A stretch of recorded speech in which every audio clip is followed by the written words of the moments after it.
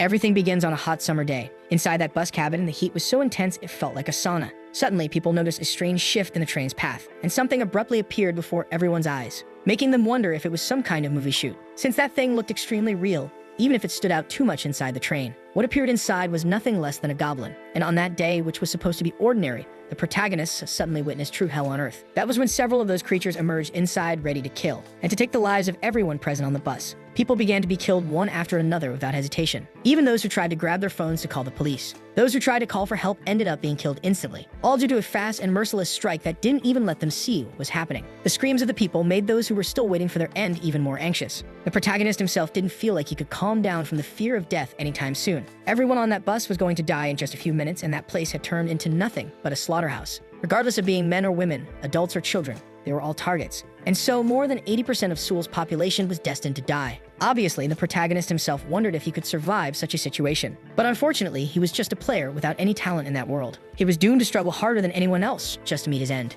In Jamno-gu, Seoul, in the year 2028, people were still living their ordinary, everyday lives. Two of them were chatting about the exams they had recently taken and laughing because they did so poorly. They worried that if they failed this time, they would have to repeat the year, and so they would lose their chance to move on to the next class. Among those ordinary people was our protagonist, named Kim Kepchin. He was a 30-year-old man studying for the next exam to become a civil commander, and had already wasted 7 years of his life retaking that same exam over and over. He was an ordinary person without any talent to become a true player. 10 years ago, after the portal opened in Seoul, unbelievable disasters began spreading throughout the city. But at the same time, a number of survivors awakened. They became something that ended up being called players, even though he once dreamed of becoming a player too. The boy gave up on that dream long ago, after realizing he had no talent for that kind of life. Now he simply spent his time focusing his mind on passing the civil service exam. During his lunch break, he overheard a conversation between two people. They mentioned a video about someone named Wak Taeyeon. He was a player they were impressed by for being able to fight so well. People found him incredible, and that was one of the reasons they called him God Taeyeon. Some even envied his abilities, commenting that even they could do just as much for the world if they had just 1% of his skill. Meanwhile, normal people like them could only work hard and push themselves, as civil servants trying to make a living with their own hands. Then, out of nowhere, they began talking about how Hyukjin was once an impressive player, that in the past he took the aptitude test for players, and only managed to score the worst grade, finishing in last place. He became known as the Dead Genius. It was a pity, because he discovered his talents too late to be properly acknowledged, which was truly a shame. They said that apparently additional tests had been done, and that's how they found out he had several sealed talents. They had to go through a lot of effort to unlock all of them, across multiple tests, practically giving him the chance to recover lost time. But it was all for nothing, which was quite ironic, because normally the opportunity to become a great player and discover your talent comes around your early 20s, but the protagonist was different. Kyekshin was never able to unlock it the right way. He had just dragged his awakening all the way into his 30s. It was loud and clear that Hyukjin was just another person with no future in life. But the protagonist thinks he already knew that. He always knew he should never have hoped to become a true player one day. He remembers how things were 7 years ago. Thinking of his last chance to become a player, he took the aptitude test and ended up getting the results, only to discover that he had just one aptitude among the many that existed, and he had no real talent to be a player. The talent aptitude test was a government exam looking for great talent, one that might be hidden within people and would make them true players. Taking the test would show how many active and inactive talents one had. In the end, the number of active talents he had was just one. That was a bad enough result to be considered unwanted. He would have preferred to have no talent at all from the start, but back then he didn't know anything. He never would have imagined that the head of the Players Association would personally show up just to deliver his results. That's because Hyukjin had only graduated from an ordinary school, and there was nothing particularly impressive about his resume. At the very least, he had hoped to become a civil hunter's assistant, but he just kept on failing over and over again. The life of a talented player and that of an ordinary person were as different as heaven and hell. The difference in treatment between those two types of people was always clear. Renowned players were interviewed and received more attention than they could have ever imagined, all because they managed to find interesting items inside the dungeons they explored. They always acted with complete confidence due to the favorable treatment they received. Meanwhile, those who were ordinary people, or had little to no talent like Hyukjin, weren't even seen as people worthy of any real attention. That was the main reason why the disappointment of not becoming a player was nothing but a grand luxury, one that Hyukjin could never even dare to imagine. So he simply decided to go back home and study more, hoping to eventually pass one of the regular civil service exams. He wasn't even excited about the days ahead anymore, given how complicated and hopeless his days had become. After the cataclysm that happened on April 27th, 2018, there were countless horrible events that developed since that time. It always started with the primordial mist in Seoul, which caused the death of 145,000 out of the 150,000 participants. In the end, it was only fair to say that Jongno-gu was nearly completely wiped out. It was so terrifying that even the reporters covering the event couldn't react properly. Fiction also remembers another player called Sang-yeon, someone very influential since the Cataclysm 10 years ago, and now a renowned player in that world to the point of giving regular interviews. In this interview, Sang-yeon claims that after so much time in the field, he had enough experience. He could say with full confidence that effort was always more important than talent, and he asked everyone to keep their eyes on him during that time, because he intended to keep growing stronger and stronger. Kyukshin wonders if effort alone could really take someone to that level, and whether his own efforts simply hadn't been enough to get him there. The protagonist sighs and thinks he shouldn't be dwelling on pointless things. Surely there was no reason to focus his thoughts on the impossible now. Hyukshin thinks that if he had even a bit of talent, he might have awakened as a real player. Maybe he would have been chosen by a guardian, able to make his own fortune. Hyukshin is surprised that even now, after so many years, he still had a bit of hope. But in the end, it was all his fault that things ended up in such a chaotic way. The fact that his mother died from her own illness. How his sister ended up working at a semiconductor factory so they could escape poverty. She went on to develop leukemia, and so many other things were also his fault. Hyukshin thinks that even if he could succeed for the sake of his family, he was still someone without talent, money, or anything truly valuable. He failed the civil service exams multiple times. They never found out why or exactly what he was doing so wrong. After ending up receiving attention just for being so utterly incompetent, he wonders when exactly things began to go wrong in his life. Hyukshin always believed he gave his all to achieve his goals, but in the end, that certainly wasn't the case. He asked himself if anything might have changed had he tried harder to reach his goals. But if things continued as they were now for the rest of his life, he didn't even know exactly what he should do anymore. Hyukshin ended up feeling quite lonely after thinking about all of that. With those thoughts in mind, he lay down on his bed to sleep that night. The next morning, Hyukshin woke up without knowing what time it was. And then he remembered that today was the day of the midterm evaluation. Even though he had gone to bed early, he still managed to wake up late. The protagonist decided to take a shower before leaving and wondered what time the evaluation would happen. Then he decided to head out to take his exam as usual. But on his way there, he realized that something felt off that day. Something wasn't right, though he couldn't tell exactly what it was. At the station, the bus finally arrived and Hyukshin continued to feel that discomfort. Something seemed completely out of the ordinary that day, even if he didn't know the reason why. He got on the bus, still thinking that he was probably just overthinking it, and figured he should just focus on reviewing his notes for the evaluation during the ride. Hyukshin then began studying for the exam. Just like it happened 10 years ago in Jongno-gu, that was the beginning of the Cataclysm. He listened to people around him chatting about random topics like the weather and popular idols. While reviewing information about the killer fog, a sudden change occurred. People inside the bus noticed that a large amount of fog had appeared and was spreading rapidly. They wondered what was going on because it was so thick they couldn't even see outside. There hadn't been any news warning of sudden weather changes. On top of that, a strange and horrible smell began to spread through the air. Hyukshin noticed that he had received an emergency SMS about a major disaster about to occur. It reported that a deep fog had appeared that day in Jongno-gu, April 27, 2018. Everyone was being advised to drive carefully and safely while the chaos lasted. Then the protagonist finally realized what was wrong. He had actually awakened in the past. He had gone back in time by 10 years. His instinctive unease was just because he had already lived through that day before. The events of the day of the Cataclysm were unfolding in exactly the same way as a decade ago. That made him realize that all of Jongno-gu, including Wang Women, was in danger. It would be completely engulfed by the powerful fog and the horrors that came with it. If that was real, then the bus he had taken heading to Jongno-gu, there was a chance he might die, since nearly 100% of the people who were in Jongno-gu had. Hyukshin realized that he had gone back to the past. But not only that, he knew what was going to happen during that time. How everything would unfold until it reached the present he once knew. Suddenly, a kind of game system window appeared in front of his eyes, telling players to prepare, which confused Hyukshin. The screen announced that the tutorial was about to begin. 10 years ago, that same tutorial had occurred, when monsters appeared from inside the dungeons that opened across the world. Countless monsters began pouring out from them, slaughtering humans without giving them a chance to fight back. During the week of the Cataclysm, later also called the beta or tutorial, nearly 150,000 people died in Jongno, where the survival rate was only around 3%. It became known as the worst day in the history of mankind. But after that incident, the beings known as players emerged in the world. They quickly subdued the monsters. The catastrophic dungeons in Jongno were slowly cleared by their hands. Invasions from different dungeons were marked by major battles between players throughout history. Recordings were made in order to be used for the creation of virtual dungeons, and so the world began to slowly reorganize itself after the Great Disaster. The protagonist had memorized each of those dungeon recordings at the time and watched them all. He completed those virtual dungeons hundreds of times, driven by his fascination and desire to become a player. In fact, it would be hard to find anyone who knew more about those incidents than him, even if he was never able to become a real player. He memorized every one of those useless dungeon raids and played through them countless times. And it was in those moments that Hyukshin showed his potential and became the best player in the world, even if it was only inside the virtual world. Back in the present, the tutorial was about to begin. The system window warned all players to prepare themselves. Hyukshin knew those notifications would appear during the Cataclysm. He had only ever heard about them in theory, but seeing them live was far different from what he expected. Suddenly, the bus crashed into something and all the passengers were shaken. After all, they couldn't even see what was outside the bus, and they began to worry that something serious might be happening. Hyukshin tried to stay calm. Those were events that had been foretold and had already happened in the past. But the protagonist realizes that the others on the bus hadn't heard the tutorial notification, which should mean he was the only player there. He could only survive by using everything he knew, and by carefully analyzing the situation before making any rash decisions. The system tells them to pay close attention to their actions, because the nameless observer was starting to take an interest in them. Hyuk-shin thinks that he was probably what used to be known as a kind of guardian. The nameless observer was now looking to grant him a beta opening bonus. That was supposed to happen only to famous and important rankers, so it confuses the protagonist. Guardians were known as those who watched from above the players. A player's fate was determined by the bonuses and favors granted by a guardian. Guardians were beings from a dimension above the players. That was why they always used nicknames when contacting players rather than their real names. The system announces that through the beta opening bonus, he would be granted the serene eye of the observer. Hyuk-shin thinks it's strange as he suddenly feels calmer after receiving the bonus,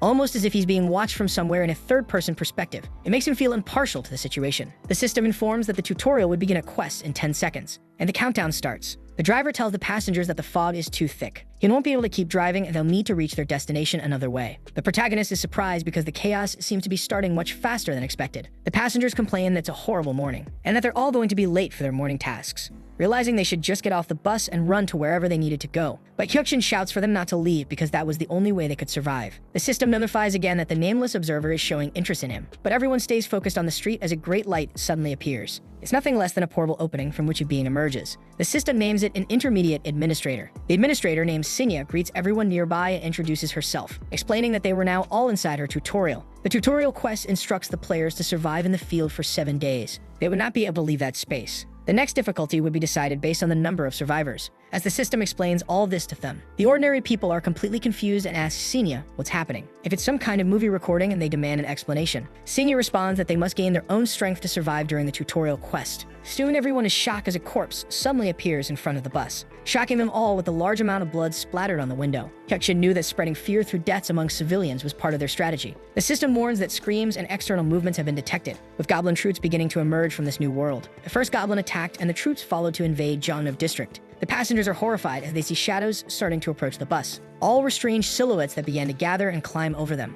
The passengers realize they need to escape and get out, but the protagonist yells for them not to open the door because it would only make things worse. Hyuk-shin knew the goblins would start a massacre outside. They had to stay inside to remain safe, but seeing how everyone was acting, he didn't think their chances of survival would improve much. 10 years after the raids began, humanity had developed strategies. The best way to survive a goblin attack was to face them in a certain death sentence. Even knowing how to face them, applying that knowledge in practice was another matter. Hyuk-shin knew he couldn't face those creatures in the tutorial with his current strength. Goblins were physically far stronger than humans, which meant they would soon break into the bus and cross it to attack them. The passengers scream in shock when the door breaks, and they panic trying to run. But Hyuk-shin tells everyone to crouch down and stay put. He knows it would be hard for them to obey, considering they're all scared and confused by what's going on. But Hyuk-shin insists they listen to him if they want to survive because there's no more time. No one knew exactly what he was talking about. They just wanted to know if they were supposed to stay inside with everything happening outside. Obviously, they should find a way to escape as quickly as possible. Hyuk-shin knew it was already too late to consider something like that now. The system emphasized that the nameless observer was watching his actions with great interest, allowing the status window to activate as well as the inventory.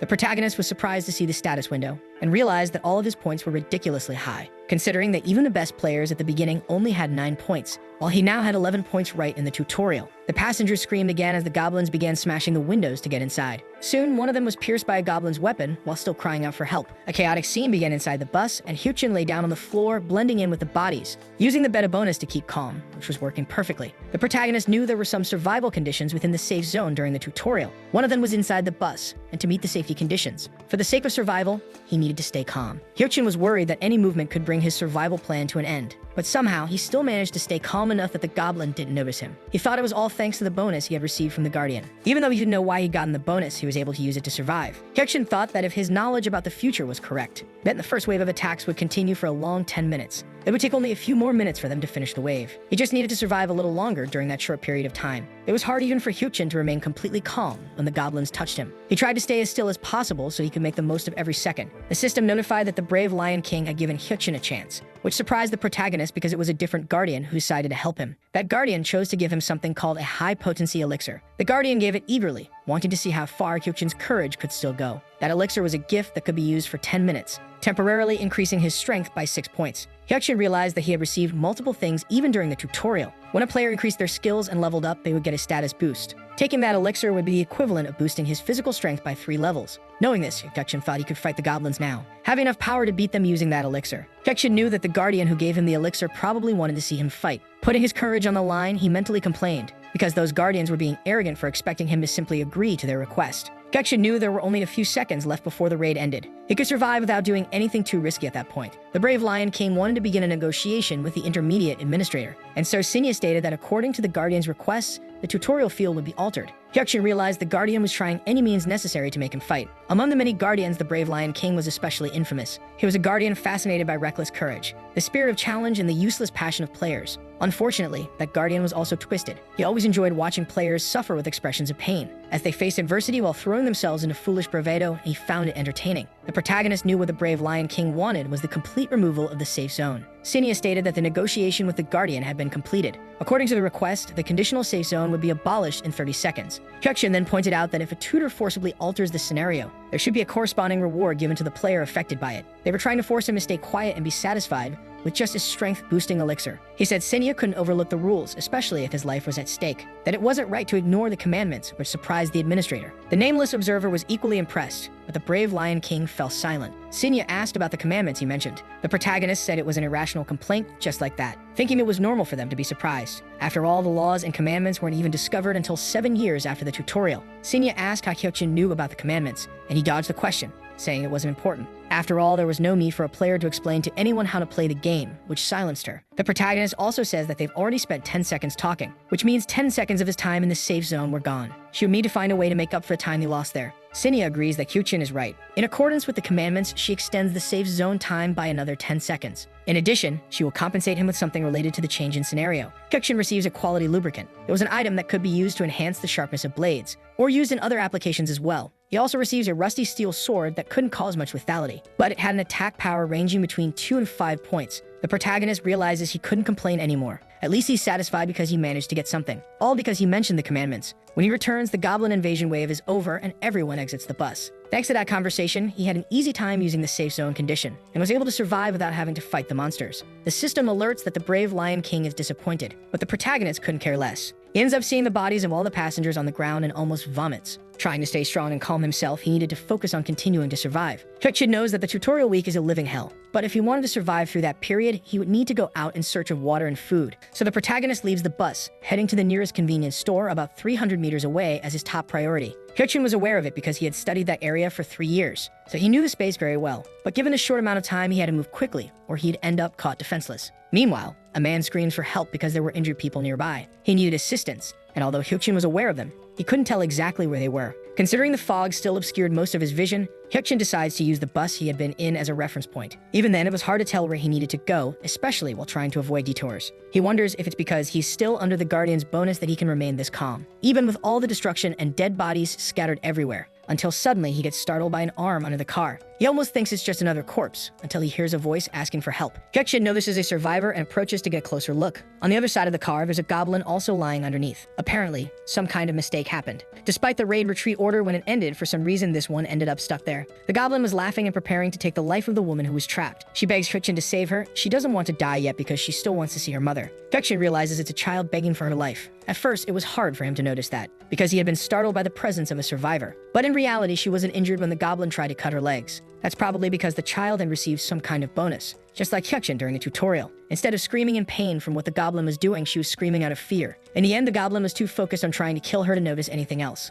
The protagonist wonders if this was what people normally called a player's talent. Suddenly, the administrator approaches and says that it was actually a baby goblin. Even so, it should be difficult for a level 1 to defeat it so easily. Hyukshin realizes that if Sinya was telling the truth, then it was even more impressive. After all, that child hadn't even processed what was happening due to her extreme panic. But in truth, she had an impressive tanker-type ability. Not even the first king, so Yu Yan, would have had such capacity under those circumstances. Hyukshin thinks that if he left things as they were, more goblins might show up, and she would end up losing her life, so he decides to act quickly. The protagonist opens his inventory to draw his sword. Even though he had knowledge about the fields, applying that knowledge was very different from the virtual world. With that, he decides to summon his rusty iron sword. Even though the administrator said that was a baby goblin, things could still turn out differently if he fought the monster one-on-one. If Hyukshin could use that to his advantage, he'd strike the goblin's weak spot while it was still distracted. Even more so when there was one who wasn't even fighting back. With that in mind, the protagonist decided to approach and strike the monster from behind, and successfully hit it, receiving the corresponding experience for defeating the monster. Thus, Hyukshin managed to finish the task in just a single blow,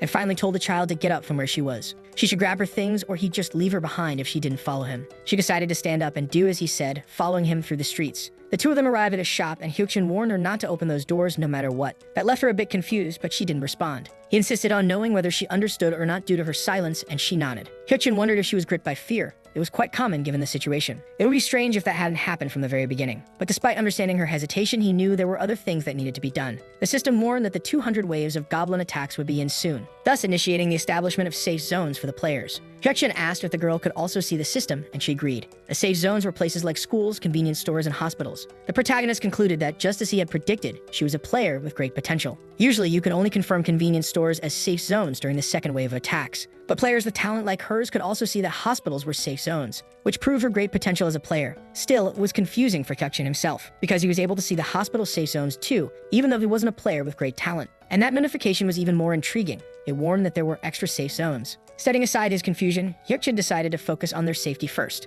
That was when the system announced the start of the second wave of goblin attacks. He then told her she really shouldn't open the door, as she wasn't confident enough to do anything. She should just sit and stay away from the door. With the safe zones now fully established by the system, a primordial fog began to surround the area. Right as the goblins started to prowl outside, people still tried to fight the monsters with some weapons, but they all ended up being cruelly killed by each one of them. Others spotted nearby convenience stores and ran toward them. They begged for help, asking for the doors to be opened. Otherwise, they would all lose their lives in that newly formed chaos. Hyukjin remained still even when everyone cursed at him for not opening the door. He thought he hadn't felt anything at first. Watching it all unfold before his eyes was agonizing, especially when the goblins appeared outside and struck down the people who were begging for help. It was impossible to force your way into a safe zone. Unfortunately, the moment the door was opened from inside the safe zone, it would disappear immediately. Hyukjin and the girl could also be at risk of dying in there if they had tried to help others. He would record all of that in his memory, including the forgotten system that the god had set in motion, and the guardians who were watching the slaughter as if it were all just one big game. He intended to return the favor for all the losses and suffering caused. 6 hours later, after the second wave, things seemed a bit safer. The girl thanked Hyukjin because she knew she wouldn't have been able to do anything, and hadn't even had the chance to greet him earlier, introducing herself as Kang Sunhwa. Sunhwa said she was happy to have met Hyukjin. He interrupted her, saying he hadn't really done anything worth helping, so she shouldn't think of thanking him now, only once everything was over. Hyukjin said he might end up using her as bait if necessary, which made Sunhwa desperate not to be discarded like that. She asked if she had done something wrong for him to decide such a thing. The protagonist hadn't meant to say it that coldly on purpose. Hyukjin explained that he only meant he couldn't guarantee her safety until the end of the tutorial. It was hard enough just keeping himself safe alone. As long as his own life was still secure enough, he didn't intend to discard her. Then he told her that she could rest for now, because they would find a way out by the next morning. Sunhwa asked where they would be going the next day. Hyukjin looked at the system window where it showed the safe zones, and it also revealed the extra safe zones, one of which was on the second floor of the parking garage in the park tower. He replies that they are heading to Gwangwoman, thinking that the girl probably still couldn't see the extra safe zones. Even he had never heard of them before, but he still knew one thing. That was because the Gwangwoman Tower was the key to turning things around in that tutorial. The next morning, they leave the convenience store. Hyukjin asks if Sunhwa is okay after seeing the corpses, and she agrees. But the protagonist feels that there's no way she's truly fine. After all, it was too brutal a sight for a girl like her. She was probably just pretending to look tough. Still, he's surprised because walking through a destroyed city is quite a scenario. There were bodies everywhere, and they hadn't even come across a single survivor. Hyukjin tells Sunhwa to stay alert and notify him if she sees anything like jelly sliding on the ground, which leaves the girl quite confused about what he's trying to say. Soon, they end up seeing exactly the creature he was talking about. It was none other than a slime. Hyukjin is surprised because he didn't expect to encounter one so quickly. They were neutral monsters that didn't display their level properly, being creatures much safer to deal with. Even small children had the chance to defeat them without much trouble. Hyukjin kills the slime with his sword and receives experience as well as 3 coins, which surprises him because although it was his first time using a sword, it still gave him a nostalgic feeling for some unknown reason. Sunhwa is surprised because the slime disappeared after being struck, and he explains that those were the weakest monsters, but they would keep showing up along the way, so they should always stop to kill them whenever possible. That's why she should stay alert whenever she sees one on the ground. Sunhwa agrees and says she'll help spot them, but Hyukjin finds it strange because everything felt too easy. He had only ever used swords inside virtual dungeons. Even so, using them in real life should have felt different. He felt as if he had always been a swordsman since the beginning of time. He felt familiar with that sword. Sunhwa keeps helping the protagonist find slimes, and he keeps killing them. The one he had just defeated was now the 5th of those monsters. Hyukjin is surprised because for some reason, Sunhwa was really good at spotting the monsters. As he keeps killing the slimes, eventually Hyukjin reaches level 2 and receives 2 bonus stat points and 1 random point. Sunhwa is shocked and asks what happened for his body to shine like that. Hyukjin replies that he leveled up, explaining that every time they kill monsters, they get stronger. Sunhwa says she'll do her best to level up too. But in truth, this was Hyukjin's first time leveling up as well. Even so, for some reason, he always felt a sense of familiarity when using his sword. In the end, he He keeps killing monsters and reaches level 3, earning 2 more bonus points and another random one. The protagonist feels like he's leveling up quickly, and the random bonus stat points are intriguing. It was the second time he had received them. That's because the first king, Suyu Hyun, was known as the tutorial finisher. According to the writings left behind, random stat bonuses had always existed, but even he took a long time to find them. Still, Hyukjin had already received 2 of those bonus points. He remembers how, in the past, he had always failed the aptitude tests for having no talent at all, which makes him wonder if his talent had improved for some reason upon returning to the past. Although he's not sure if he really had no talent during that whole time. If he hadn't gotten stronger, then he was certain it must have been the result of a player awakening. That only revealed its skill growth at the start. It was just a possibility. All of it turned out to be very beneficial to him, as he survived and reached level 3. Thanks to that, he also gained some interest points from the Guardians who were watching. If Hyukjin really was a player who had an early awakening, then there was a chance he could reach his great goal after surviving the tutorial. In 3 years, a disease-curing potion would be released on the market. It would cost around 1 billion, and if he could get that money by then, he could use the potion to heal his mother so he had to survive for now, and save up all that money over a long period of time. During her journey to the Gwangwoman Tower, Sunhwa and Hyukjin kept killing slimes. He managed to reach level 5, always receiving 2 bonus points and 1 random one, which kept surprising him whenever he looked at the bonus stat screen again. That was when he ended up unlocking something even more important in the system that caught his attention. It was called Party, and upon reaching level 5, he used it to invite Sunhwa into his group. She officially became a member of his team, and from then on, they could share even more things. By being on the same team, they could share the experience they earned. Sunhwa was surprised to see the new features presented by the system. The nameless guardian was observing Hyukjin with interest, but the protagonist ignored him as Sunhwa thanked him, saying she would try hard to work and be useful to him, asking him not to abandon her. Hyukjin felt she must be very afraid of being abandoned again. Even though he still felt sorry for her, he was also struggling to survive in that world, and responded that he understood her determination, so long as she proved it with actions and not just words. Despite leveling up quickly and getting all the random bonus stats, there was still that guy waiting for them on the first floor of the Gwangwoman Tower. Hyukjin thought maybe he wouldn't be able to protect Sunhwa when they fought him. It was pretty ridiculous to think someone at level 5 could protect anyone nearby. Suddenly, Sunhwa mentioned something and pointed to a creature ahead, asking if it was a new type of monster. The system showed that it was a level 3 city fox, and Hyukjin remembered it was also a neutral monster. But it was a passive monster that grouped with others of its kind to retaliate against attackers. They would need to move around the monster quietly. That was when Sunhwa realized she could use a skill called Taunt, not knowing that it would attract the attention of several foxes onto her. Hyukjin tried to help her and noticed that despite everything, Sunhwa wasn't taking much damage. The foxes were still gathering quickly, trying to kill him. So he had to aim for their necks and take them down. Hyukjin defeated several of those city foxes, and when he finished, he asked if she was hurt anywhere. Meanwhile, the system alerted that he had leveled up several more times, reaching level 8.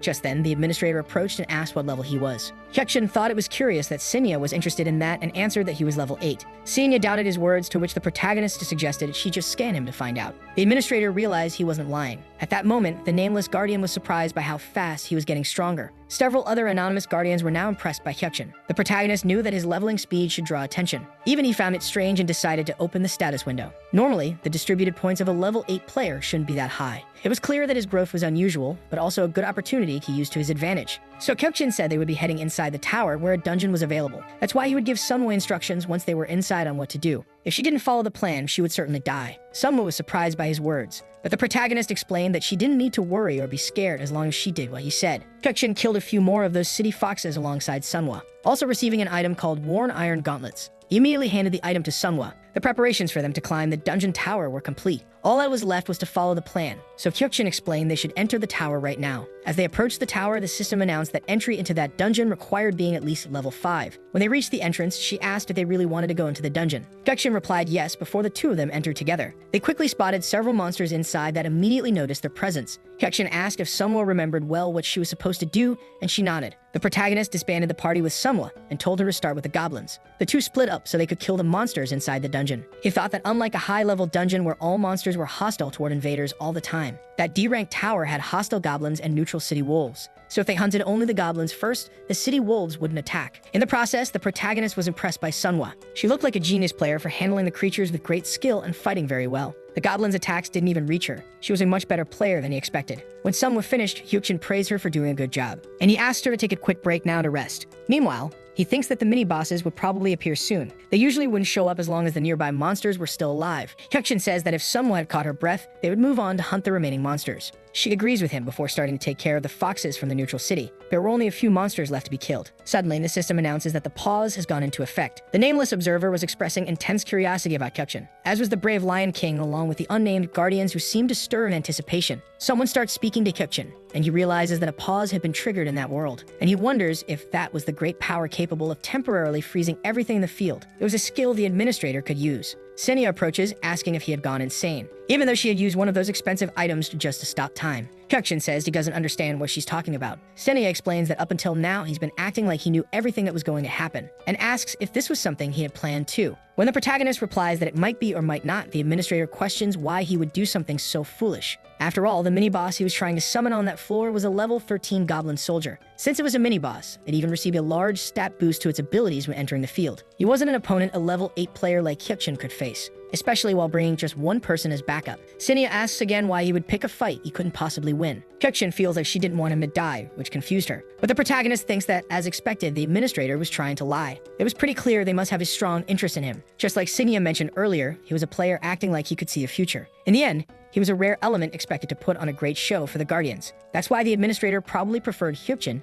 to survive rather than die there. It must be something important since the protagonist had never heard about her in the future. Senya shouldn't have any proper excuse for showing her interest. He even remarks that she must just be clumsy when it comes to excuses, terrible enough to be an intermediate administrator who was sidelined, especially before the events involving the dungeons became famous. That must have been why no one heard of her later on. Senya asks if Kyukjin is trying to insult her, but the protagonist replies he's just stating the truth. After all, she was simply wasting their time by letting things unfold this way. If she wanted to bring something more exciting for the Guardians to watch, he suggests an idea. After the pause ends, she could explain that he wouldn't defeat the goblin soldier. After that, he would personally take care of the monster, even if she denied the possibility. Senya asks if they seriously intended to hunt the goblin soldier. Kyukjin tells her to think it through more carefully. How could a level 8 player defeat a mini-boss? Of course, saying that out loud would only drive the Guardians crazy. After reflecting on that, Senya could become a capable intermediate administrator, who could give the Guardians a good show to watch. In exchange for the hints he was offering to help stir her audience's interest, Kyukjin wanted her to make a deal with him. The administrator felt that his recklessness knew no bounds, and she summons her powers because her patience is running thin. But Kyukjin points out that if she really intended to kill him, she would have done it long ago. He asks if it wouldn't be a waste to throw him away after giving him that pause. After all, she'd lose nothing by making a deal with him now. She asks what kind of deal he had in mind. Meanwhile, Manhwa keeps killing monsters and levels up. The girl turns and informs the protagonist that she's managed to kill all the monsters just as told. Kyukjin tells her to come closer, and the system announces that all monsters have been properly eliminated. The conditions for summoning the mini-boss of that floor, the goblin soldier, had been fulfilled. The goblin mini-boss appears on that floor alongside some other monsters, thus declaring its new battle zone. Kyukjin hides with Manhwa and tells her to lower her head, thinking that seeing that creature in person was absolute madness. The goblins quickly start reacting on their own to the presence of intruders. The protagonist knows that the cleanest way to kill a goblin soldier is to watch and make it waste its most powerful ability. This was a skill called Spear Throw. First, they had to find a way to dodge the attack without getting hit. After the goblin tried to strike them while they were still hiding, Kyukjin said they would begin the killing, and Manhwa followed him to hunt the goblin boss. He told Senya to watch closely how a mere level 8 player could defeat a mini-boss with his own hands. Sensing their presence, the level 13 goblin soldier prepared to hunt the players. The protagonist thought that, just as expected from a mini-boss, this was a predictable reaction. The pressure from that monster was completely different from all the others. After missing that lethal spear throw right at the beginning of the battle, the goblin soldier shifted his attention to attack the survivors, charging at both of them. The goblin would move in different ways, either slashing at them with his blade or wielding another weapon. The goblins tried to strike Kyukjin, but he dodged their attacks and killed the small monsters with his sword before attacking the boss. The slash of his sword wasn't as deep as it should have been. As expected, he couldn't deal heavy damage with his current attack power against a much higher level boss. The boss charged at them again, and the protagonist knew this time it would try a different attack method. Kyukjin was surprised because its movements were truly fast, but despite its speed, he was still able to predict them well enough, all in order to land a counterstrike. He was determined to kill the goblin boss no matter what it took, using everything available to make it possible. Meanwhile, Manhwa used her taunt skill to draw the attention of the smaller goblins. Taking all the damage, she followed Kyukjin's instructions exactly as he had told her, enduring every hit and all the pain she felt, because she didn't want to be left behind by him in that dangerous world. Several anonymous guardians joined the channel to watch how the battle would unfold. Even Senya was surprised by how many spectators were present. They wondered if it was really just a level 8 player trying to face a dungeon boss during the tutorial. Senya confirmed that it was level 8 player Kim Kyukjin. It was an unbelievable sight just to witness everything that was happening. The guardians said those weren't the movements of a mere level 8 player. and wondered if something was wrong. Maybe he was hiding his real level. Sanya thought that Hyuchin wasn't moving like a normal level 8 player would. Even so, the player shouldn't be able to defeat the goblin soldier no matter how hard he tried. It wouldn't be the mini-boss who gave in from the weak attacks, but rather Hyuchin himself through exhaustion. The two continued exchanging blows and dodges until Hyuchin shouted for Sunhwa to kill him, surprising the smaller monsters as she suddenly began fighting back, killing each one of them by herself and earning multiple experience points in a row. The administrator was caught off guard by her reaction to the danger. At the same time, Hyuchin reached level 9 and recovered from all the damage he had taken, also increasing the durability of his sword, which was still relatively weak. That's because leveling up not only improved their stats, it also fully restored their health and removed all status effects and ailments from the players. This was exactly what Hyuchin had planned to use to let them recover mid-battle. Hyuchin told Sunhwa to keep her distance from them so she could prepare. If Sunhwa shared the experience while still fighting the goblin mini-boss, she would become even stronger, able to recover her health, wounds, and fatigue through leveling up. Once that happened, the opportunity for Hyuchin to defeat the goblin boss would surely come. He would exploit the goblin's most basic weakness, striking them from behind in their exposed necks. With his current experience by observing his status condition, he achieved his goal. Everything depended on how many small monsters Sunhwa could kill. The more she leveled up, the greater their chances of defeating that dungeon and its boss. Suddenly, the dungeon boss landed a strike on Hyuchin. He realized that was a blow he'd need to absorb with his own body for now. But eventually, he managed to level up to 10, allowing him to recover from the heavy damage he had just taken from the goblin boss. Hyuchin struck the goblin boss again as his rusted sword's durability improved even further, dealing more damage to the boss and finally gaining the perfect opportunity. He finally lands a strike on the back of the goblin boss's neck, but his rusty sword ends up breaking. The system congratulates them because they were able to defeat the goblin boss. Hyuchin killed the mini-boss known as the goblin soldier. Thus, he officially became the first player to defeat and hunt a monster mini-boss. He gains the experience as the system announces that the level cap within the tutorial field is 10. At least 5 players were recommended inside the dungeon for that tutorial raid. The system recognized the raid as a solo raid. The tutorial field's level restrictions were removed and leveling up was now allowed. It also unlocked a special qualification condition that had been fulfilled. Hyuchin ends up letting Sunhwa hug him out of excitement, because both of them were able to defeat the monsters in the end. Sunhwa had really done a great job from start to finish.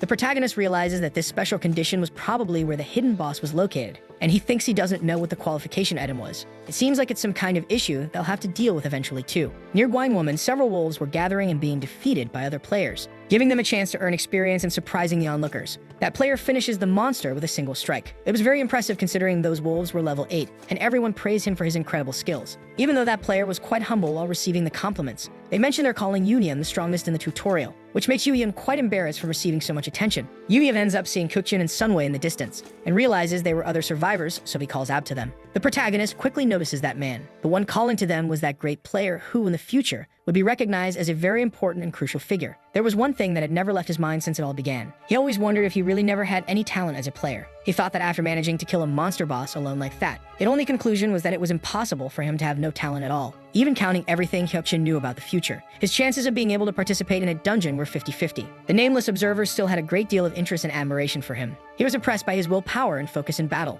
Judging by how things had been developing, Hyuchin still didn't know his own limits, especially with so many guardians nearby watching him. Among the guardians, now the Lady of Scales had also taken an interest in Hyuchin. She was a guardian who aligned closely with kind-hearted people. Unlike the brave Lion King, that guardian prioritized the safety of players and supported them. She was quite famous for giving many safe and worthy donations. With her rewards and great support, she was a guardian many players truly liked. And somehow, that famous guardian had begun to show interest in him. He wonders if it was because he was traveling with Sunhwa now. For some reason, the guardian thought he had done a good deed by helping a child who had been abandoned by others. Sanya tells Hyuchin that she will grant him a reward for having defeated that mini-boss in the dungeon. It was a standard quality steel sword with average durability and attack power. Hyuchin realizes that this sword was twice as good as his old rusty one, which was quite decent, and Sunhwa asks what they should do now. They would be heading to Cheonggyecheon now to hunt Neutral City wolves. Sunhwa gets curious because he referred to wolves instead of foxes, and Hyuchin explains that in general, the city wolves were all level 7 and above. Their leaders were around level 9 too, being much larger than the foxes. Those two types of monsters were good enough to hunt if they could chase down a bunch of them. The two of them would be enough to hunt those creatures.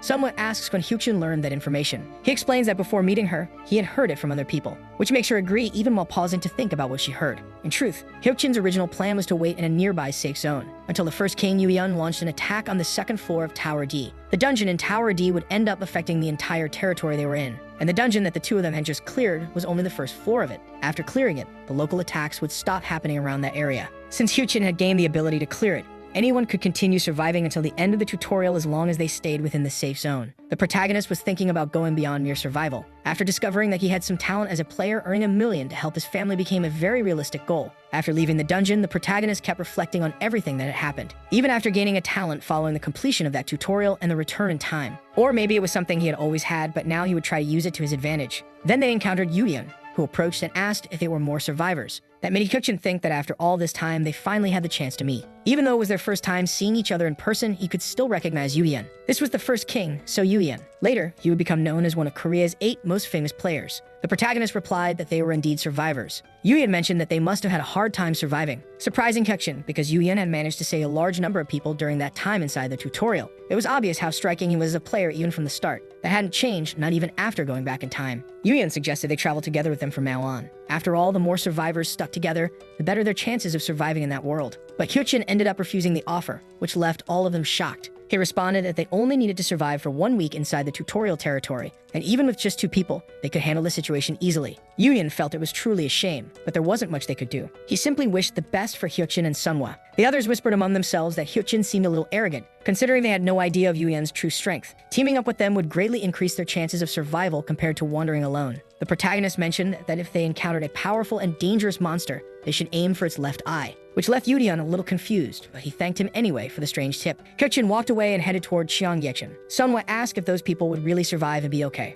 He replied that most of them would, but Yulian was especially strong. The girl was relieved even though they should only be worrying about themselves. Even so, things wouldn't go as smoothly as he had predicted, because according to the marked memories of the first king in the future, a certain event was fated. So Yulian and the 10 or so survivors who entered the D-rank tower dungeon with him would all be caught in great danger. The players who conquered the first room would try their luck in the second as well. But due to the number of enemies that began appearing, most of those people would end up dead. As the time limit of the raid ended, the only survivor of the entire dungeon was Yulian. That was when he received the title of Tutorial Finisher, the first person to clear the D-rank tower dungeon. But the first king's memories revealed more things later on. From that day forward, bringing people to that second floor tower dungeon became Yulian's greatest regret. Now there was no guarantee that things would unfold the same way as before. But the protagonist hoped that with his little tip, the casualties could be fewer. Still, Hyukjin didn't want to join them knowing the risk. They might end up losing their lives during that time. Sunhwa pointed out that something was ahead of them. It was some of those wolves they had been looking for. Hyukjin thanked her for her hard work in spotting the creatures from so far away, and suggested they go hunt them immediately. The two charged at the wolves, and Sunhwa used her taunt skill so she could swing her baseball bat, doing exactly what she knew she had to do in order to face the creatures as effective bait. Hyukjin would keep doing what was necessary as well,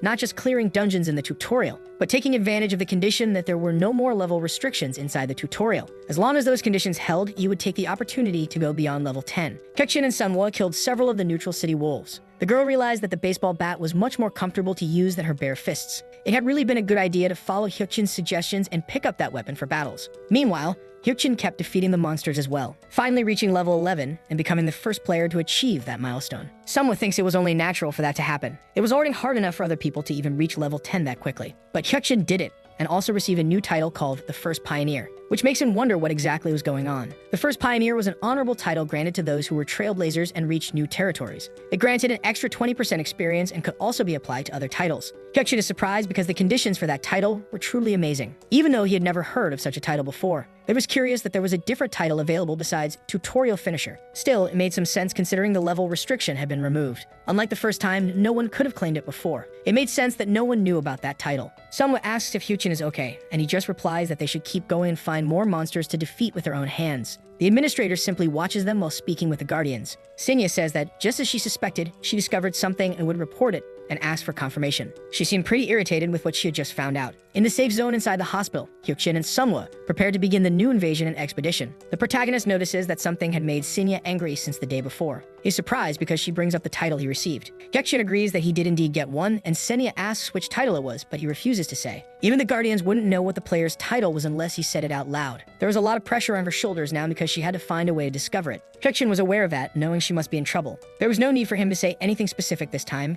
Maybe it was better to keep the spectators curious. Sunhwa asks if they're going to Cheonggyecheon again like last time, and Hyuchin agrees because they'd be heading there again the next day. Meanwhile, near Jadmo wine woman, Yuyan decides to announce something to everyone who was following him. He says that maybe they had already heard about it before, but they had information about a dungeon nearby. They didn't know how dangerous it might be inside that dungeon. There was no denying that after the big change in that world, great rewards awaited them. Yuyan declares that he would like to enter that dungeon. Several other people say that if he's going in, then they'd like to go in too. They want to help him earn a good opportunity to overcome the dangers that awaited. Yuyan shouts for everyone to get excited about advancing into the dungeon and to prepare themselves to beat it, making everyone determined to achieve victory. Meanwhile, in Cheonggyecheon, Hyuchin and Sunhwa continue killing wolves from the neutral zone and gaining experience. The girl mentions that they've been able to hunt those monsters really quickly since then. The protagonist explains that it was because they had killed them over and over again. That was the second day in a row they'd been in the city just hunting those wolves, and Hyuchin managed to reach level 12 in the blink of an eye. That way they could hunt them faster than the monsters could even respawn. They've been getting several drops and coins as rewards for killing the monsters,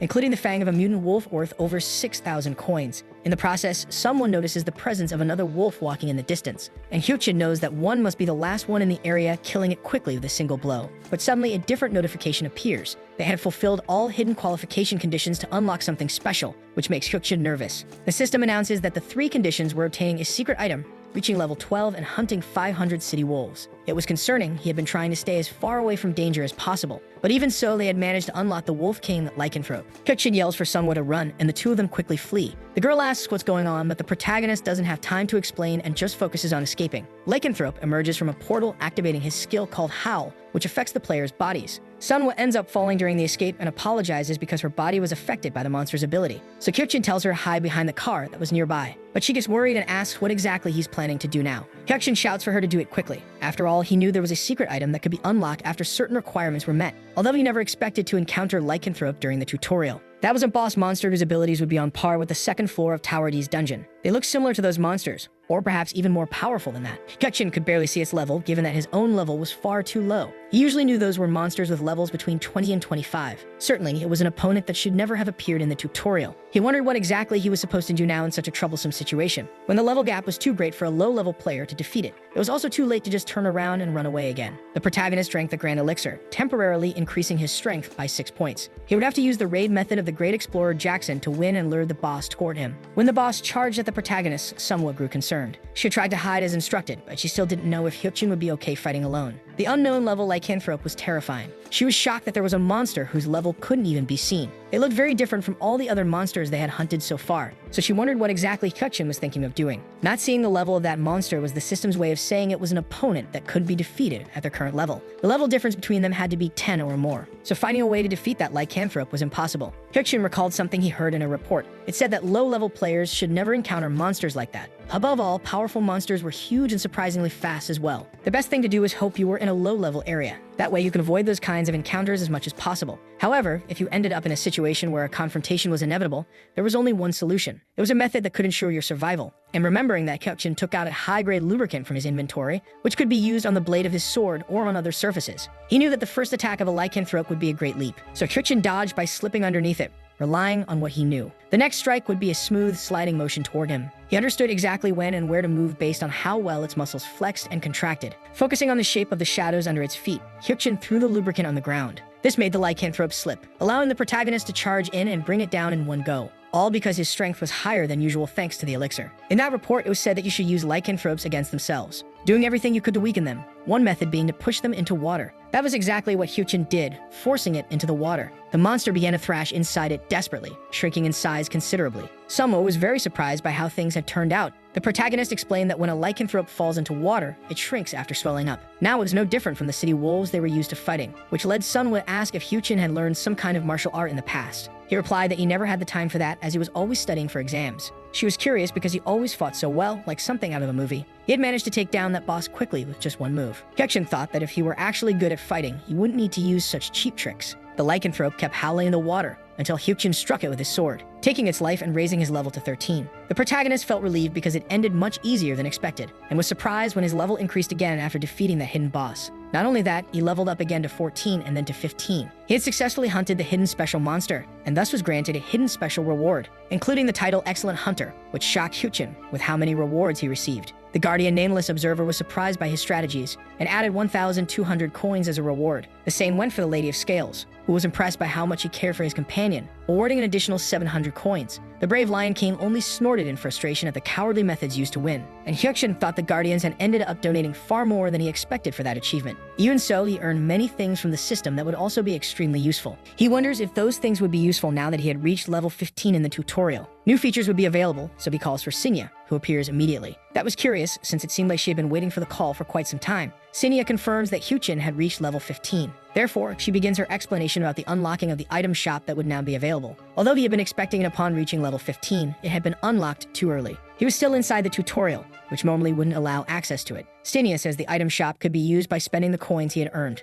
allowing him to purchase special items. Since they were inside the tutorial zone, the available items were only valid for use within that special zone. Only 4 items could be purchased for now. Hyukshin sighs, but that was expected since they were still in the tutorial. As long as those 4 items were available, it would be enough to take advantage of, including what he received after killing all the monsters. The protagonist had nearly 8,000 coins to spend, and realizes that he might be able to buy a good number of potions. That's when Sinya interrupts him, wanting to ask a question. She wants to know if he has a real name. Hyukshin is confused about what she's trying to learn and asks why he should tell her something like that. Sinya gets frustrated, replying that she simply hadn't been curious about it in the beginning, then asks if he's not planning to check the other rewards that came with the Excellent Hunter title. Hyukshin replies that after finishing with the item shop, he'll check it personally, because that was something he would do on his own without necessarily needing her help. Obviously, he didn't intend to check those things now, just using the status window. He was trying to remain as mysterious as possible, and realized that Sinya must be a complete rookie to suggest things like that without thinking. The Excellent Hunter title was a special one that could only be acquired during the tutorial. It applied as long as the target was a non-sentient organism recognized by the system. That title gave a 20% bonus to calculated damage, a 10% increase in speed, and a skill called Hunter's Strike.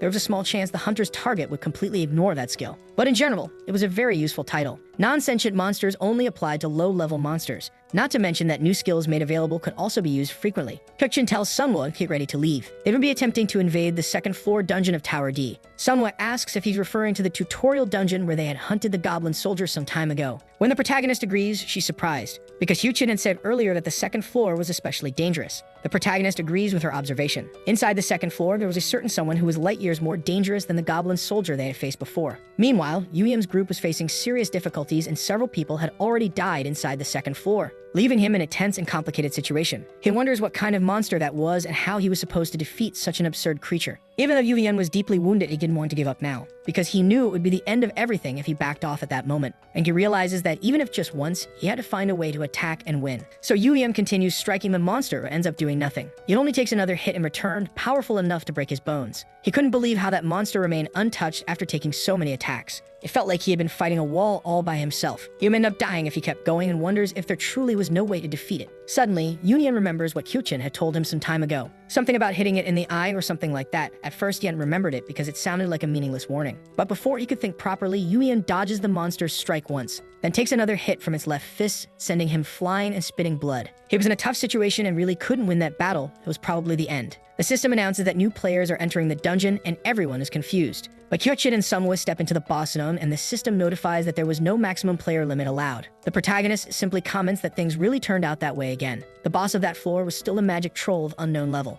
The people around were either injured or already dead. But Yuyeom was shocked because more people had entered that dungeon only to faint soon after. There were several injured individuals who hadn't died yet. It looked like Yuyeom had fallen unconscious. Using his inventory, he pulled out some low-grade potions to heal some of those people. A man told them to run because they wouldn't be able to leave the boss zone on that floor after 10 seconds passed. They would only end up dead if they stayed in the monster space, just like the others. Hyukshin told Sunwoo to grab those potions and distribute them to the survivors, including the man who had told him to run. The protagonist said that while he was fighting, she should tell those who recovered to stay low and not move. The man was shocked and asked if he hadn't heard his warning to get out of there immediately. They would only lose more people, and everyone would die. But the protagonist ignored him, thinking that the second floor boss of the D Tower was one of the monsters he knew better than anyone else. Just like the lycanthrope, that boss also had a red name, and its level was hidden, which meant it was difficult to defeat. Trolls were famous for their high vitality and resilience. A troll's magic gave it a boost as a powerful monster, including exceptional physical endurance. Considering it was a monster that didn't take damage unless attacked with armed weapons, only players as tough as Yuyeom could normally be relied on.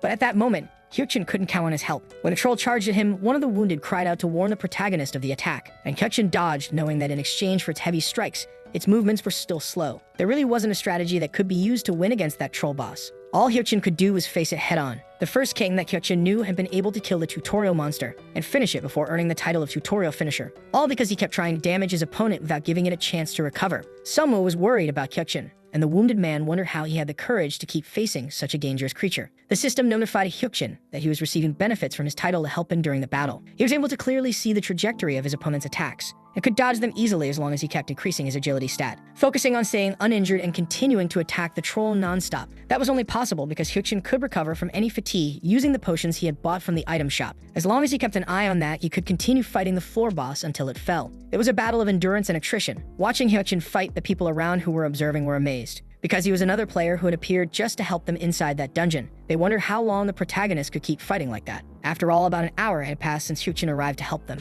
It was unbelievable that someone could fight alone for so long, making them wonder how it was possible. After all, everyone thought Yuian was a great genius, but Hyukjin was superior. The protagonist consumed another item from his inventory to keep himself going in battle. Thinking that he had managed to face that boss head-on for the first time, he knew how hard it was to deal with that magical troll. Hyukjin had been fighting for nearly 5 hours since then, and that boss was still standing as if nothing had happened. But at last, the system alerted him that the boss's regeneration power had ended. Even the floor boss was now reaching its limit. The protagonist knew that his previous self wouldn't have even considered that the battle could be this hard. But the past was the past. He had moved on from being just Kim Hyukjin, the civil service student, to Hyukjin, the player. He'd need 15 minutes or maybe a bit more to bring it all to an end. Just a little more effort, and he could finish that battle. The brave Lion King then gifted him with a favor, leaving Hyukjin confused. It was a skill called Superb Overhuman Strength, giving him a chance to increase his attack power by 100%. Hyukjin was puzzled by what had just happened so suddenly. Before he could do anything, his strike landed on the enemy with double the damage it would have originally caused, effectively throwing all of his previous calculations out the window. That completely ruined Hyukjin's original plans, leaving him furious at the brave Lion King's decision. All around, people are amazed that Hyukjin was able to take down the floor boss almost entirely by himself. Hyukjin thinks that the Guardian, the brave Lion King, must have made that decision on purpose.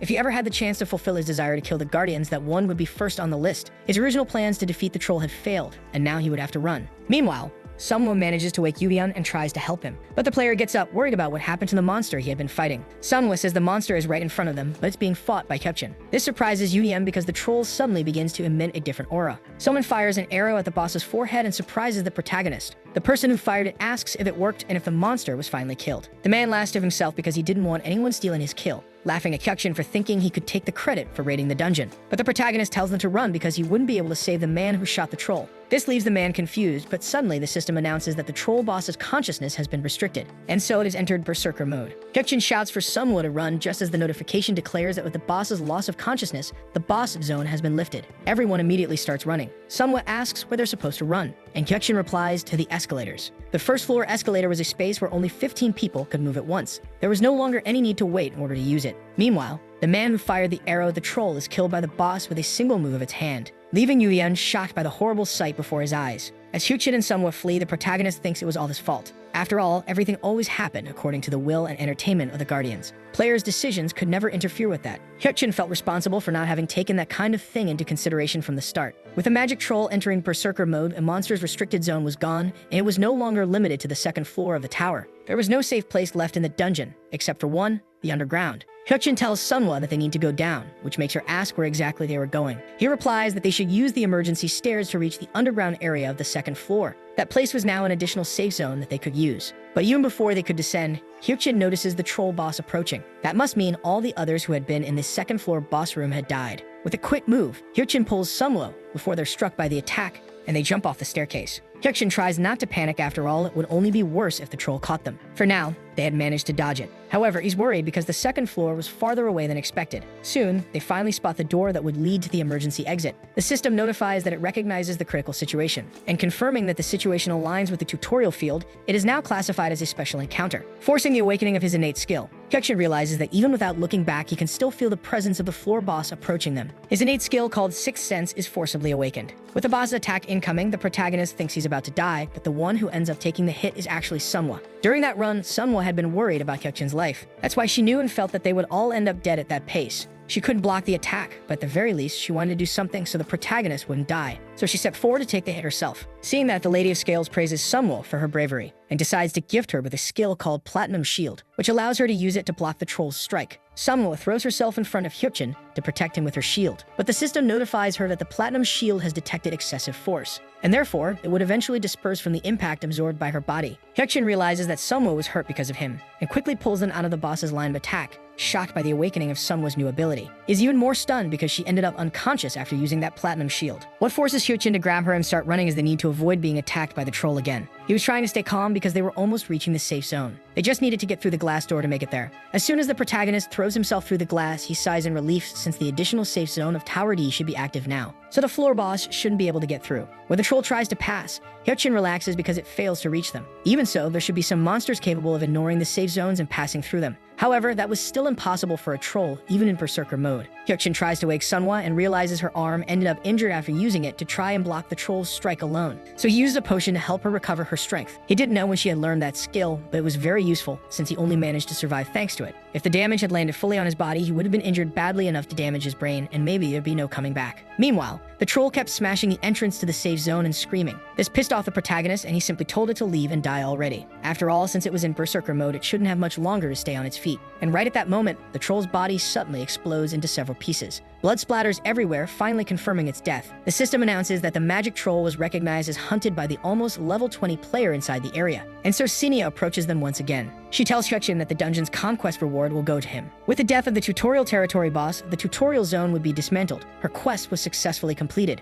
The system notifies that the next difficulty will be determined based on the number of survivors. It was confirmed there were a total of 5,087 survivors in the zone, thus setting the difficulty to low. Hyukjin realizes that was still the same number of survivors he remembered from the last time. Even considering that both he and Sunhwa had survived, he still wondered how the number remained unchanged. Then the system announces that the rewards for the tutorial completion will begin. Thus, the general system rewards will be distributed. Additionally, there would be player qualification, the 1,000 coin reward, and a beginner's defense kit handed out. The individual rewards would be properly delivered by the administrator. And since the tutorial zone had been completely cleared, the level cap would be removed, as well as the title of tutorial finisher granted to whoever completed it. Thus, the title would go to the surviving player located on the second floor of Tower D, granted to Sir Yugien, and also recorded in the Hall of Fame. Hyukjin realizes that Yugien was the only one who survived the second floor, just as he remembered last time. But that wasn't important right now. So he brings up with Cinia the trade she mentioned at the beginning, and decides to offer her a negotiation in return. The protagonist was determined to do anything to save Sunhwa's life, so he says he wanted her to upgrade his item shop rank right now. But Cinia asks if that's really what he wants, since the item shop would increase its rank naturally over time after the tutorial. He could just wait, but instead, he seemed eager to make a deal for something like that when he could just buy potions.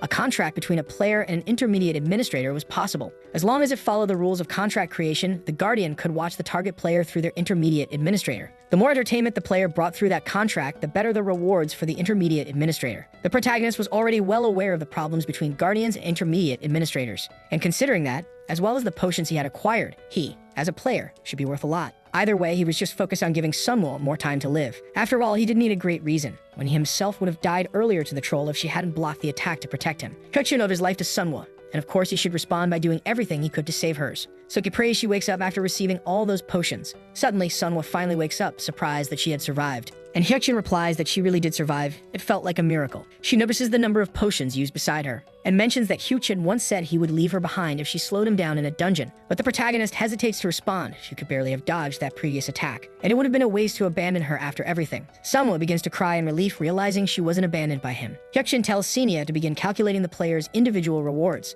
and she agrees, but before that, the protagonist brings up increasing the rank of his item shop, and asks if they still hadn't created the contract, which frustrates her. The protagonist thinks that if she wanted the system to recognize the contract, she needed a document to prove the agreement, and that once again proved to Hyukjin that she was a complete amateur at her job. Hyukjin says he's only bringing it up because she was the one who failed to prepare the contract. Obviously, it wasn't his fault she was careless. He simply tells her to read the individual rewards already. Cinia begins with Hyukjin's reward, displaying on the system screens everything he received at the end of the tutorial, which leaves him quite satisfied. The 7 days of the tutorial had finally come to an end. The players who had survived would now receive individual rewards, all depending on their achievements and actions within it. As for the protagonist's rewards, obviously his accomplishments would have been impossible for someone who didn't know the proper strategies from the beginning. But thanks to his influence and knowledge of the future, many things had changed from the original version of the tutorial he once experienced. Hyukjin figured the tutorial rewards would be different from what he remembered because of that, until he received 3 more points in his abilities. Additionally, he noticed that his title had changed as well. Sinya explains that the title Excellent Hunter had been upgraded to Excellent Player,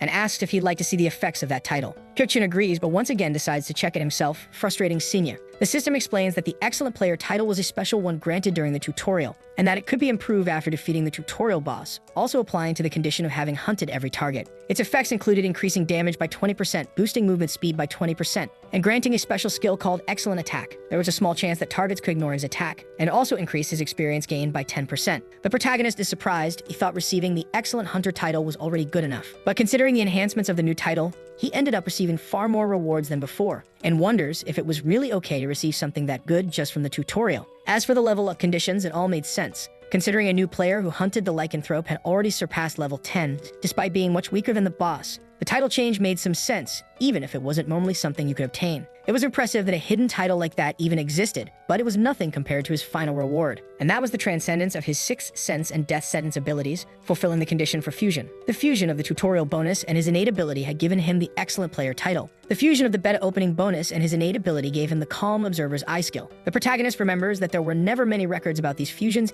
and even those who had seen it didn't know much about it. In general, it was a reinforcement method that could sometimes be achieved by players who reached high hidden ranks. It seemed there were always all sorts of things he hadn't known about the tutorial. Setting that aside, it looked like he had to make a crucial choice. The innate ability he gained from facing the troll, Sixth Sense, could be fused with either the beta opening bonus, which was the Calm Observer's Eye, or with the tutorial bonus, called Excellent Player. He chooses to fuse the two received abilities and wonders if it would really work. Then he's surprised when he feels a sharp pain in his body. It felt like his heart was about to explode. Manhwa immediately becomes worried about Hyukjin, and the system warns that intense pain was a side effect of the fusion process. If he couldn't endure it, he would die. The pain was strong enough to make him cough up blood, and Hyukjin gets angry because the system didn't bother telling him about that condition beforehand. Now it was too late, and the protagonist kept suffering from the decision to fuse the abilities. Someone nearly dies of worry seeing that scene and asks what is going on, begging not to die now. Finally, the system announces that the fusion was completed successfully, and the new innate skill called Eye of Perception was generated. But Hyukjin ends up fainting after losing so much blood and feeling so much pain. He suddenly wakes up in a different place, confused about what happened and whether he's actually still alive. He thinks he heard some kind of alarm or something similar, and when he looks to the side,